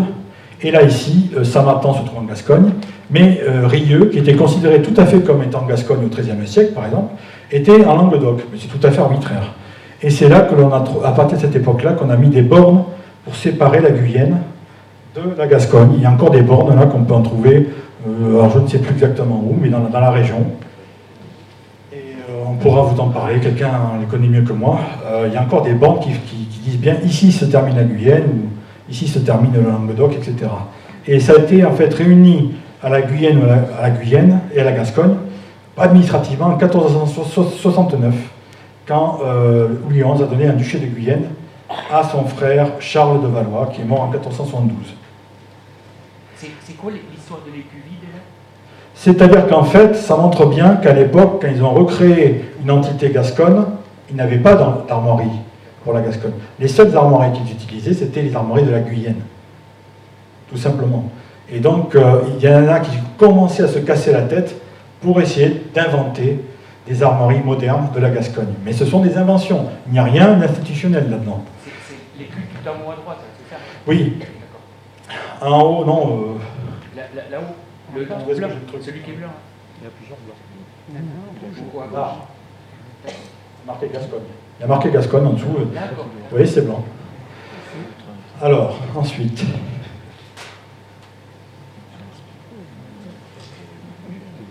Vous voyez différentes tentatives pour donner des armoiries à la Gascogne en 1650, en 1702, 1715, 1711. Et c'est souvent le modèle le plus ou moins malmené, c'est celle des armes des comtes d'Armagnac et de Rodez. Donc Rodez, c'est le lion jaune sur fond rouge. Et souvent, on peut penser qu'ils l'ont utilisé, alors souvent malmené parce qu'ils faisaient n'importe quoi avec les couleurs, avec l'ordre. Probablement car les 3 États assemblés d'Armagnac, de Fezensac et de Lomagne s'appelaient parfois 3 États de Gascogne. Et on trouve en 1463-64 le nom gascon Lus Tres Estats de Gascugne, pour les séparer des États de Rouergue, de Rodez, du comté de Rodez, qui était l'autre grande possession des comtes d'Armagnac. Et ça ne veut pas dire que ces États de Gascogne comprenait l'ensemble de la Gascogne. Ça comprenait les possessions des comtes d'Armagnac en Gascogne. Et donc, quand on a cherché des armoiries modernes, on a pensé à utiliser les armes des comtes d'Armagnac, car voilà, c'était le seul endroit qui avait conservé institutionnellement le nom de Gascogne pour ses États. Mais en concurrence avec Armagnac. Et là, à partir de la fin du XVIIIe siècle, mais il faut trouver, peut-être on trouvera d'autres mentions, il y a l'apparition de cette variante, avec toujours les lions d'Armagnac, mais on a mis des gerbes, parce qu'en fait, on s'est aperçu que l'autre ne concernait pas la Gascogne, ça concernait le Rhodes. Donc, il a fallu adapter. Voilà, et en fait, on voit qu'encore, c'est utilisé au début du XXe siècle, la première moitié du XXe siècle, avec l'enseigne de l'escadron de chasse Gascogne, toujours existante, fondée en 1937, où on voit cet écartelé avec les gerbes de blé. Et on voit que Montlezun, l'historien de la Gascogne, avait donné comme définition des armoiries de la Gascogne ces armoiries-là, mais avec une erreur, d'argent au lion d'argent. Ça veut dire que c'était une case blanche. Et c'est pour cette raison-là que par la suite, on a eu l'apparition des prochaines armoiries que l'on connaît, celle-ci. Mais tout d'abord, les gerbes de blé, elles viennent d'où? Là encore, des comtes d'Armagnac. Vous voyez le signet de Johann IV d'Armagnac, comte d'Armagnac au XVe siècle. Et si vous regardez bien au-dessus de son casque, ce sont des gerbes de blé. Et ce ne sont pas des armoiries, ce sont un signet. C'est un signet, c'est pas pareil. C'est lié aux armes, mais ce sont pas, c'est pas dans un écu. Pareil là, des signets de membres de la famille d'Armagnac au XVe siècle, de la branche cadette.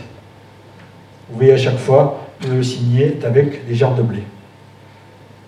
Alors on peut se poser la question, alors c'est très hypothétique, que si les Armagnacs utilisaient ce signet, peut-être y avait-il une référence au grand ancêtre qui était le dernier comte de Gascogne, autochtone, Bernard Tumapalier.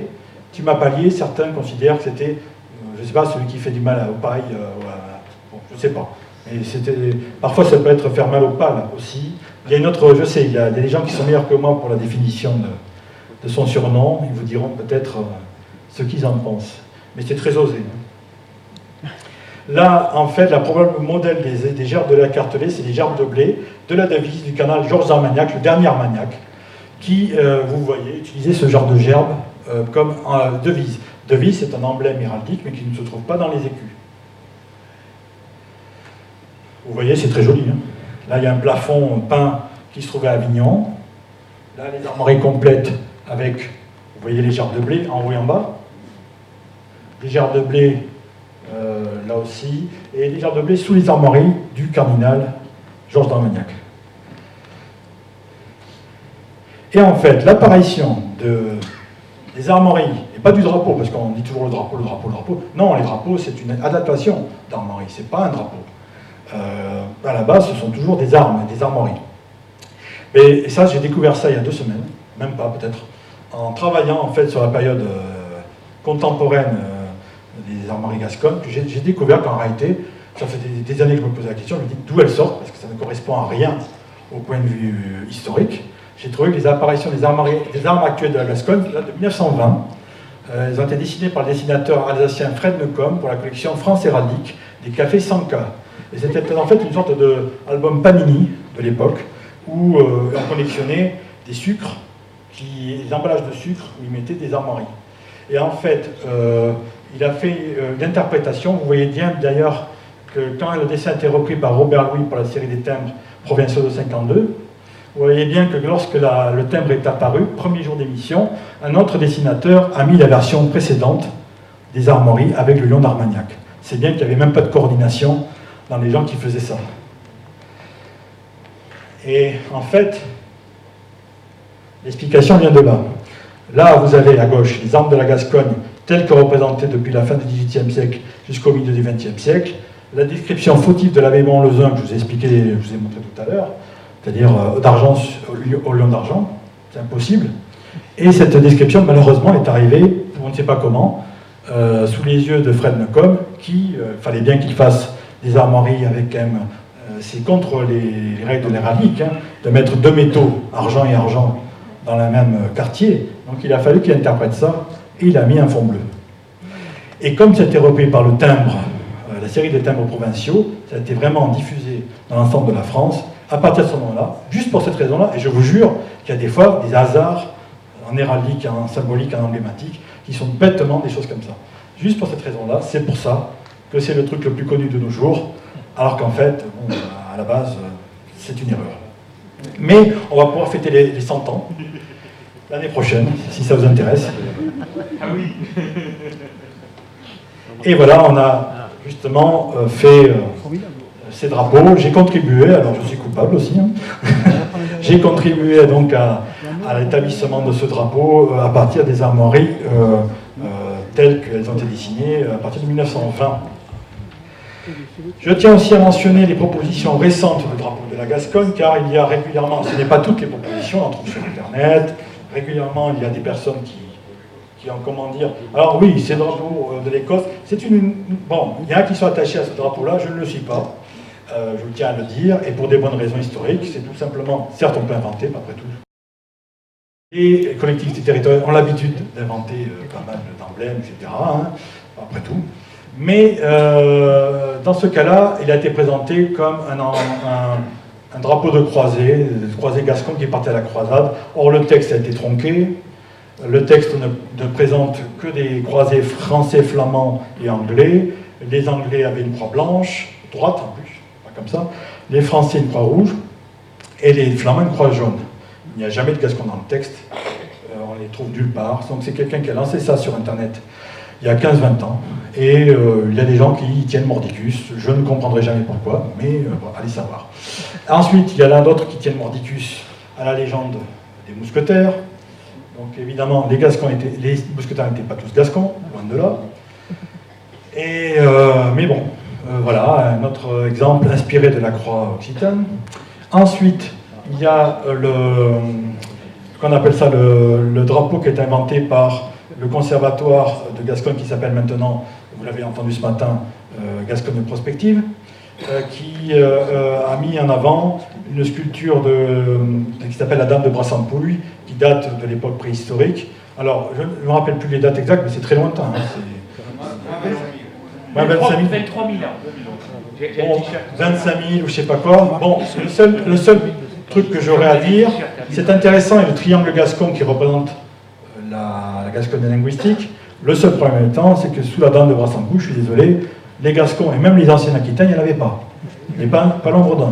Et c'était des populations de chasseurs-cueilleurs qui n'avaient pas grand-chose à voir avec nous. Bon, voilà. Mais bon, vous allez me trouver pisse-froid et tout ce que vous voulez, je sais bien. C'est simplement que, évidemment, je suis médiéviste à la base et que j'ai tendance à être un peu pointilleux sur les emblèmes, et j'aime bien, même si je sais très bien qu'il y a des emblèmes inventés, comme le drapeau basque qui date de la fin du XIXe siècle et qui a été créé par Sabino Arana, c'est une invention totale, inventée avec le drapeau britannique, parce qu'ils vendaient du fer en Grande-Bretagne, en Biscaye. Par exemple, le drapeau breton, c'est le drapeau américain, le drapeau breton qu'on connaît.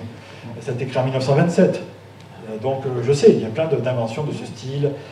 Et même Michel Pastoureau a sorti que le drapeau bleu-blanc-rouge français, ça serait issu, alors là je vais me faire aussi peut-être, mais je trouve que c'est pas idiot comme idée, issu en fait du drapeau britannique par l'intermédiaire du drapeau des États-Unis, parce que la révolution américaine est arrivée avant la révolution française. Évidemment, et ce ne serait pas le mélange des armoiries du roi de France, du blanc de roi de France avec la ville de Paris. Maintenant, ce sont des hypothèses. Toujours est-il qu'il faut accepter que j'ai remarqué que dans ces domaines-là, c'est assez étonnant, il y a énormément de passion, il y a énormément, comment dire, de gens qui sont parfois en colère, mais sans argument, c'est juste parfois, non, c'est pas ça, c'est pas ça. Oui, mais je suis désolé, il y a des fois, c'est intéressant quand même d'aller au fond des choses, et quand bien même ça fait pas plaisir, quand bien même parfois, bon, on veut faire quelque chose d'inventé, je ne suis pas contre. L'invention, ça a toujours existé. C'est simplement qu'il est bon quand même de faire un tour d'horizon et de voir exactement ce qui s'est passé dans le passé à ce sujet-là. Et dans ces problématiques-là, ça a trop longtemps été fait de manière partielle, pas complète au niveau historique. On se braque sur quelque chose qu'on a trouvé dans un vieux bouquin. Alors il y a aussi le truc, je termine avec ça, ça m'a toujours surpris. plein de gens qui disent, oui, mais c'est écrit dans un bouquin, c'est écrit dans un livre. Donc c'est vrai. Oui, vous avez jamais... c'est une production humaine, hein, donc c'est pas Dieu Tout-Puissant qui l'a écrit, là, qui a dit c'est ça. Oui, c'est écrit dans un livre, mais il y a des livres qui sont parfois fautifs, même dans les livres les plus sérieux. Il y a des coquilles, il y a des erreurs. Même parmi les historiens les plus sérieux possible, on peut faire des grosses bêtises à certains endroits, parce que de toute façon on ne maîtrise pas tout, on n'est pas des dieux. Et c'est pas parce qu'on a imprimé quelque chose que c'est vrai. C'est pas parce qu'on diffuse quelque chose ou qu'on le rabâche pendant peut-être des dizaines d'années, voire des siècles, hein, que c'est vrai. Non, non, non, non, non. Je ne vous dis pas que tout est mensonge, loin de là. Mais il ne faut pas non plus penser tout le temps que parce que quelqu'un, même d'éminent, a écrit ça, que c'est obligatoirement vrai. Parce qu'avec ce genre de raisonnement-là, on ne peut jamais, finalement, expliquer les phénomènes et on peut se faire invectiver bêtement. Regardez, par exemple. Là, on nous répète tout le temps que ces armoiries-là ont été octroyées par Louis XIV. Il n'y a aucune preuve, il n'y a aucun document, il n'y a rien du tout. Rien, rien. J'ai recherché dans tous les sens. C'est tout simplement parce qu'ils ont affirmé là, ces armes sont celles qui furent concédées à la fin du XVIIe siècle par Louis XIV. Et à partir de ce moment-là, la légende a commencé. Et tout le monde a dit, oui, oui, mais ça doit se trouver quelque part. Hein. C'est Louis XIV qui les a concédées. Non, les mecs ont inventé. C'est tout. Ils ont inventé. Et les cafés sans cas. Donc, bon, voilà. C'est pas le gars des cafés sans cas qui l'ont fait, mais c'est un des employés. Donc, à la fin, je vais encore me trouver, même dans la salle, je suis sûr, des gens qui disent non, non, non, c'est Louis XIV qui l'a fait, c'est lui qui l'a concédé, c'est les albums de Dosier ou je sais pas quoi. Non, Dosier n'a donné que des armoiries pour les villes et les personnes. Il n'y a rien pour les provinces. Mais vraiment rien. Aucune province. La Bourgogne non plus, enfin voilà. Et donc, si je vous dis ça parce que j'ai été tellement prise à partie parfois sur Internet, dans les forums, quand j'en parle, c'est un des sujets les plus explosifs, je ne sais pas pourquoi, et à chaque fois, on me dit c'est faux, mais il n'y a pas d'argument. C'est juste, on n'a pas envie. On n'a pas envie, on est habitué à ça. D'accord, vous êtes habitué, mais voilà, il n'y a pas de débat dans ce genre de choses-là. Moi, ce que je vais tenter de faire, c'est simplement vous dire, j'ai travaillé ça, je vous jure, depuis mon enfance, depuis l'âge de 12 ans. J'en ai 43. J'ai essayé de casser, et j'ai compris ça qu'il y a 2 semaines. Non, mais oui, mais c'est compliqué. Et quand j'étais là, parce que on ne le trouvait pas avant les années 1920-1930. Donc je me suis dit, il y a un truc. Un truc. Il faut que je. Puis je sais pas, il y a eu des clics, et puis j'ai compris que c'était ça, tout simplement.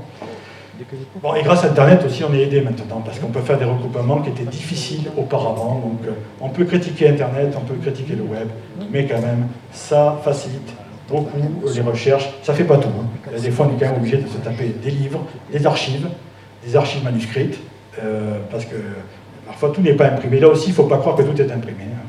C'est aussi une idée reçue. Et c'est un long travail de détective. Comme je vous l'ai dit, ça fait des décennies que je travaille sur ça. Et je n'ai pas encore peut-être tout résolu, mais je pense que j'ai quand même assez bien élagué un petit peu la problématique. Et c'est pas aisé, je peux vous le dire, parce que toutes les données sont extrêmement dispersées. Voilà, excusez-moi d'avoir fait un petit discours à la fin à ce sujet-là. Je vous souhaite une bonne journée. On va répondre à vos questions.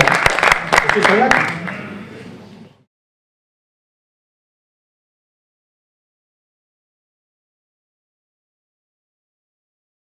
La famille de Moléon, ça veut dire mauvais lion, il me semble. Oui. Donc voilà, c'est peut-être. Vous m'entendez ? Oui.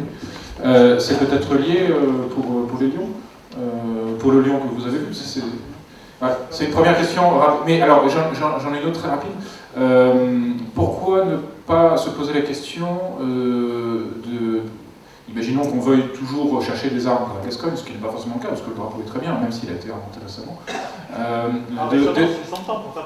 Oui, non, mais je vais aller un peu plus loin. Et Neco Arista, est-ce qu'on ne pourrait pas considérer qu'il était un des fondateurs de la Vasconie en tant que premier roi de Navarre, et de regarder quelles étaient ses armes? Je pense savoir lesquelles c'était, mais peut-être qu'il n'y en avait pas, justement. Il y a 2 solutions, je ne sais pas, juste au niveau organisationnel. De combien de temps on dispose, Lilian ? 15 minutes. Donc, est-ce que ça ne serait pas mieux de rassembler les questions? Parce que sinon, les réponses... Non, on y répond directement, sinon on y arrive. Mais alors, rapide. Alors, rapidement, il n'y a pas d'armoirie sur le premier roi de Navarre, Pampelune en plus. En plus, ils ne dominaient pas la Gascogne. Donc, ça n'a rien à voir. Et l'aigle que l'on présente comme étant l'aigle de Navarre, c'est en fait l'aigle de Sanchosset le Fort. Et les héralistes et les historiens, je ne parle pas des militants basques, etc., considèrent, et avec assez de logique, que ça vient tout simplement de sa mère qui venait de Normandie, qui était de la famille des seigneurs de l'Aigle. Bon, voilà. Et concernant les moléons, oui, ça peut venir de là, bien entendu.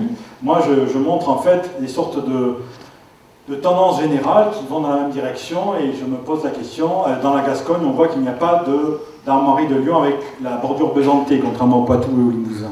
Ce qui laisse à penser que ce ne sont pas les ducs d'Aquitaine qui ont diffusé leur armoirie, et ce qui laisse penser aussi que, comme les comtes de Pardiac n'étaient pas, par exemple, vassaux des ducs d'Aquitaine, que ce n'est pas les ducs d'Aquitaine qui ont diffusé ces lions-là. Est-ce que une remarque simplement par rapport aux moléons, moléons du Poitou et les moléons de Barousse, est-ce qu'on sait s'ils sont de la même lignée? Alors, Moléon, Poitou, non. Mais a priori, ils ont pris le lion à cause de Richard Cœur de Lion. Moléon-Barousse, oui, c'est les mêmes, a priori, mais bon, les généalogies de ces époques-là sont basées souvent sur les travaux de Jean de Jourguin, qui peuvent être remises en question. Et les Moléons, donc, ça peut être ces mauvais lions, mais est-ce qu'ils n'ont pas pris leur nom à partir des armoiries qu'ils avaient? Voilà, c'est quel est l'œuf, quelle est la poule? Simplement, l'évêque de Comminges, Jean de Moléon, était né à Litémix, dans les Landes. C'est une branche cadette qui a donné le Bascotte de Moléon, qui était un routier, un chef routier du XIVe siècle, et eux avaient les mêmes armes que la ville de Moléon actuelle, c'est-à-dire l'inverse, c'est-à-dire de gueule au lion d'or. Mais la branche aînée qui était en Navarre avait ces armoiries-là. Question pour René Souriac. Plutôt deux questions. La première, c'est pourquoi le Comminges a-t-il perdu ses états alors que les Nébouzans les a conservés jusqu'en 1789? Et la deuxième, c'est ne faut-il pas relativiser la décentralisation qu'il y avait en Comminges, étant donné que le Comminges relevait judiciairement du Parlement de Toulouse et de la sénéchaussée de Toulouse? Première, oui, ça marche? Oui, première, concernant donc effectivement les États de Nébouzan, il y a également la Bigorre, il y a également la Navarre. Moi j'ai mon hypothèse, mais il n'y a pas de certitude absolue.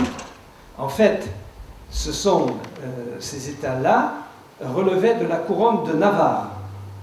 Et les États de Foix,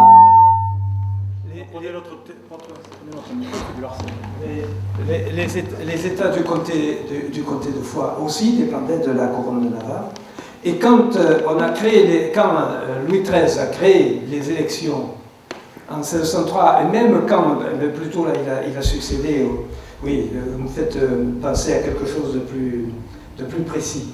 En 1603, il y a eu une première vague d'élections en Guyenne, dans ce qu'on appelle la Guyenne, on ne parlait pas de Gascogne à l'époque, effectivement de l'ensemble de la Guyenne. Henri IV a tenté de créer des élections. Ça n'a pas marché. Les élections, les élus, ce sont des officiers du roi. En 1622, quand on recrée les élections, on reprend le même catalogue géographique. C'est-à-dire les provinces qui ne dépendaient pas de la couronne de Navarre. En 1603, Henri IV était toujours roi de Navarre, et la Navarre et la couronne de Navarre avaient toujours un statut spécial. Et donc, je pense que ça vient de là, mais ça on ne pourra jamais le démontrer. Mais en tout cas, le Nébouzan a conservé ses États jusqu'à 1789, et les autres provinces également, la Soule, la Bigorre, le Béarn, les ont conservés jusqu'en 89, et avec les mêmes dispositifs. Alors il ne faut pas exagérer non plus l'autonomie, c'était surtout pour répartir l'impôt. Ils étaient là, les États, c'était pas non plus... Oui, mais il y avait une négociation possible. Il y avait une négociation possible. En effet, c'est ce qu'on a un peu oublié parfois par la suite. après ce 122, il n'y a plus de négociation possible. Et à ce moment-là, je ne l'ai pas dit tout à l'heure, mais à ce moment-là, on entre dans les troubles populaires, dans les troubles paysans et dans les révoltes paysannes. Alors, je n'ai pas d'éléments importants pour le Comminges, mais les Commingeois sont considérés quand Froidot vient en Comminges en 1662, il écrit « Ce pays qui a fait autrefois tant de bruit ». C'est pas par hasard, c'est-à-dire que les Commingeois se sont révoltés sur... Voilà. Alors, je sais que je vais dire un blasphème en France, mais on peut vraiment parler des France au pluriel, à ces époques-là. Car il y a des langues, il y a des coutumes même des impôts, des taxes, des frontières, un peu partout. C'est extrêmement divers, et la vision que l'on a à partir de la monarchie absolue, puis après la Révolution et tous les régimes qui se sont suivis jusqu'à nos jours, extrêmement centralisé encore de nos jours, même s'il y a une décentralisation qui n'est quand même pas au niveau de celle de nos voisins.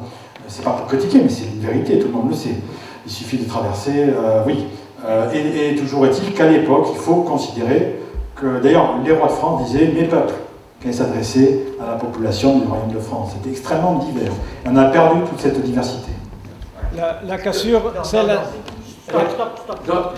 Enfin, une question et une remarque. Bon, merci d'abord pour ta remarquable exposé et ton enquête de détective. Question, est-ce que tu peux vraiment terminer ton enquête de détective? Est-ce que tu peux exclure qu'avant Fred Neumann en 1920, depuis 1950, quelqu'un d'autre que lui ait inventé ce fond d'azur qu'il aurait lui-même repris entre 1850 et 1920, est-ce que tu risques pas de retrouver quelque chose? Et autre chose, petite rectification quand même, à propos de la croix flammée qui a été inventée par notre ami Philippe Jouy il y a 15 ans, à partir de la croix des mousquetaires qui est devenue flammée, donc Cruz Nulare, croix du foyer. Elle ne serait absolument pas une bannière ou un drapeau, elle serait un emblème pour faire pièce au fond à l'omniprésente croix de Languedoc et aussi au Labourou basque. On s'aperçoit que c'est utile d'avoir un emblème, donc c'est un emblème, c'est pas un drapeau. C'est les connaissances en l'état. C'est toujours pareil, les sciences, quand on vous dit dans n'importe quel sujet que la science, comme on dit en anglais, science is settled, la science elle est fermée, on sait que c'est ça, c'est faux. Considérez que c'est faux, quelle que soit la science. Les vrais scientifiques, par définition, je ne parle pas des gens qui font de la politique ou qui font autre chose, ce sont des gens qui cherchent, qui savent que c'est sans fin. On arrive à des conclusions, on arrive quand même à trouver des choses, mais après ça ouvre vers d'autres portes, et à chaque fois, c'est une pelote de fil, une pelote de laine si vous préférez, qui est sans fin. Donc, il est en effet possible qu'on trouve quelque chose d'antérieur à 1920 qui le montre. Maintenant, j'ai trouvé, en des dizaines d'années, je n'ai rien trouvé qui ait été antérieur à aux années 1920. Donc c'est pour ça que j'avance cette thèse-là pour ces armoiries au lion blanc sur fond bleu. Maintenant, je ne suis pas fermé du tout. Si quelqu'un me trouve avec les preuves et l'année précise, pas juste des impressions, parce que on ne dit pas d'impression les historiens, on dit de preuves. En tout cas, si on est sérieux. Eh bien, je ne suis pas du tout fermé, et même pour les autres, même pour le blanc rouge, même pour d'autres choses. Car je ne sais pas tout. C'est pas possible. En fait, ça fait longtemps que je suis tombé dessus avec Google Images, etc. Bon, j'étais là, c'est les cafés qui font, c'est tout. Et puis à un moment donné, bon, je dis, bon, j'ai demandé à plusieurs personnes aussi, à chaque fois, on tombait dans les années 20, dans les années 30, et jamais on remontait plus loin. Je dis, bon, mais ça se situer, quelqu'un a dû faire une connerie, une interprétation, je sais pas, dans ces années-là. Et en cherchant, j'ai vu ces cafés, alors j'ai gratté, et j'ai vu qu'il y avait des sortes d'albums Panini de l'époque, où on avait sorti, et pendant 30 ans, jusqu'aux années 50, des séries de timbres. Il y avait plusieurs versions de provinces et de villes de France. Et en fait, je me suis aperçu, je me suis dit, tiens, en fait, en regardant tous les éléments que j'ai pour le moment, en tout cas, c'est la première fois qu'on voit ces armoiries-là. Et en plus, il y avait l'affirmation que tout le monde me répète constamment concernant ces armoiries-là, que ça a été donné par Louis XIV, etc., alors que c'est absolument introuvable. Et en fait, quand on élimine, c'est ça le plus dur souvent, on est conditionné, même sans faire attention, parce que l'on a entendu, parce que l'on a lu quelque part, et comme je vous l'ai dit, parce que c'est écrit dans un livre, ça doit être vrai. Non, non, non, non, c'est pas parce que quelque chose est écrit dans un livre que c'est vrai. Donc à la fin, quand on arrive à se déconditionner, et moi je vous ai dit, j'ai mis longtemps, des idées préconçues que l'on a, mais on arrive parfois à trouver qu'est-ce qui s'est passé réellement. Mais c'est surprenant parfois. Je voulais savoir, le prince noir a brûlé Samatan, comme vous savez peut-être. On m'a dit que c'était parce que les Samatanais ne voulaient pas payer l'impôt anglais. Non. Alors j'aimerais que vous nous disiez la vérité. Et j'avais une question pour M. Souriac sur la limite nord du Comminges.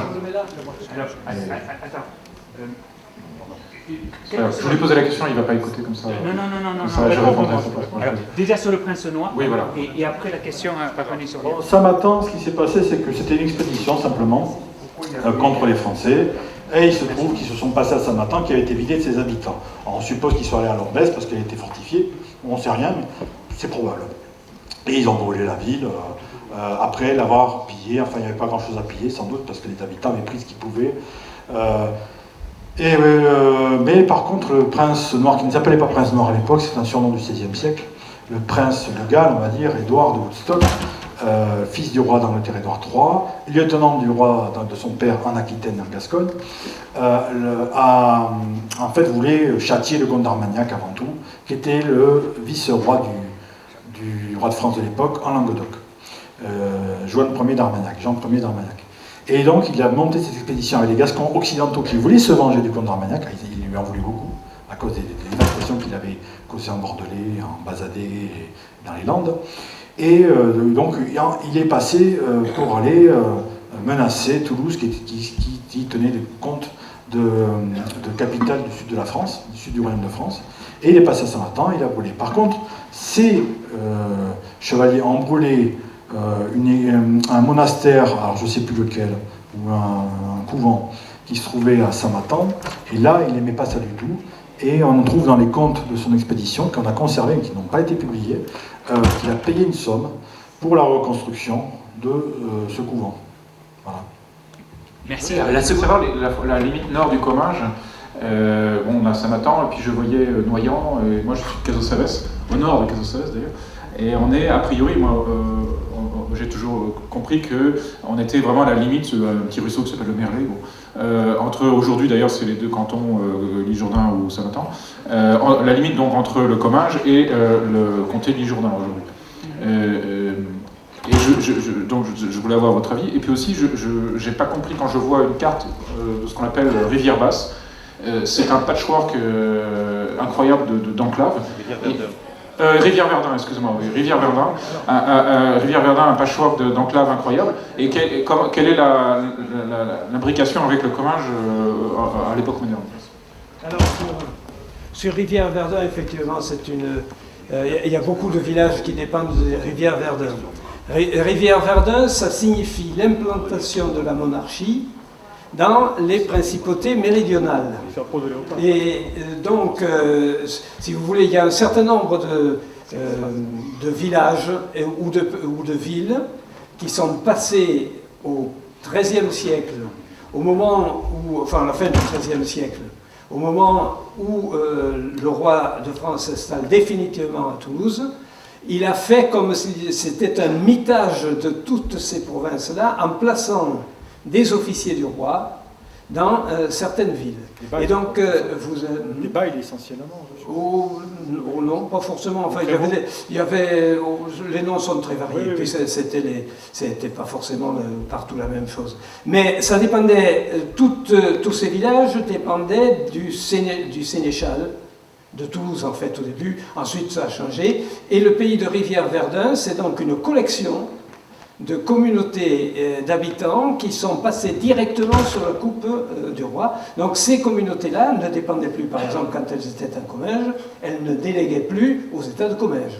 Et là, l'administration était une administration directe dès la fin du Moyen-Âge, bien avant que les membres des les autres communautés des États de Comminges tombent sous la coupe de la monarchie.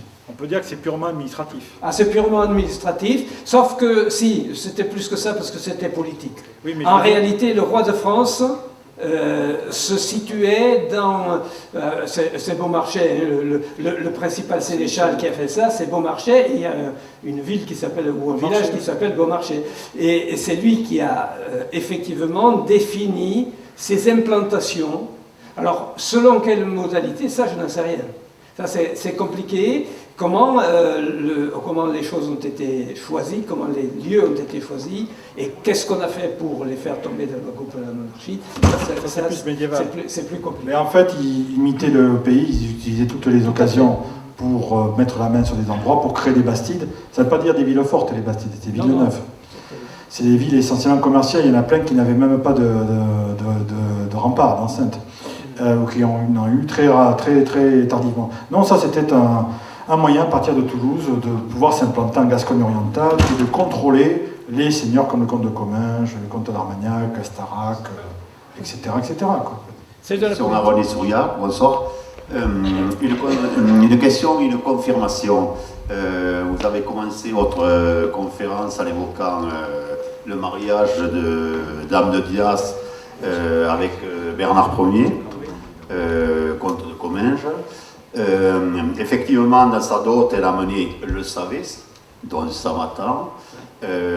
Par contre, il est dit que Samatan, le territoire de Savès, était géré par l'abbaye de Gimont. Les terres agricoles, etc. Pas politiquement. Pas politiquement. Ok. Donc ensuite, voilà, la confirmation que je souhaitais, c'est le fils de Bernard Ier, Bernard III, dit Dodon, c'est pour ça que vous êtes là, qui a donné les terres des seigneurs, donc je parle en conséquence, moi, dans la demeure que j'habite, il a donné les terres à ce qu'on appelle les vassaux de l'époque, voilà, et c'est là qu'ils ont pris leur appellation. Donc moi je parle pour mon endroit, ça s'appelle le Pradel, et c'est là que... Et le Pradel, c'est où? C'est dans quel village? Mais c'est dans Tolombès et Samatan, là. Voilà, c'est dans le Savé, c'est dans le Samatan. Le château de Belleforest. Et donc voilà, et donc Monsieur Souriac, effectivement, c'est là que a été donnée cette période-là, c'est Bernard III qui a donné ces territoires à ses vassaux. Grâce... Ça c'est beaucoup plus compliqué. C'est beaucoup plus compliqué. Charles Gounet, qui est le grand historien du Comminges médiéval et qui a fait la première grande thèse d'histoire médiévale contemporaine, au sens où les historiens d'aujourd'hui le comprennent, et c'était en 1948, c'était vraiment une nouveauté. Mais Gounet ne sait pas ce qui s'est passé. On voit les résultats, mais on ne sait pas comment on arrive à ces résultats-là. Donc la création de Bastide par le roi, c'était le moyen effectivement de s'installer. Alors ensuite, les autres petits seigneurs, de qui dépendaient-ils? Il y en avait de toute façon, mais la seigneurie n'avait pas un sens politique. La seigneurie, c'est social, c'est le petit seigneur local, mais il n'y a pas de sens politique. Donc ça veut dire qu'il y a au-dessus des seigneurs d'autres personnes. Et les associations, on ne sait pas trop comment elles se sortent. Oui, comment ça se Et n'hésitez pas à l'attacher à la mairie. À la mairie, voilà, c'est important.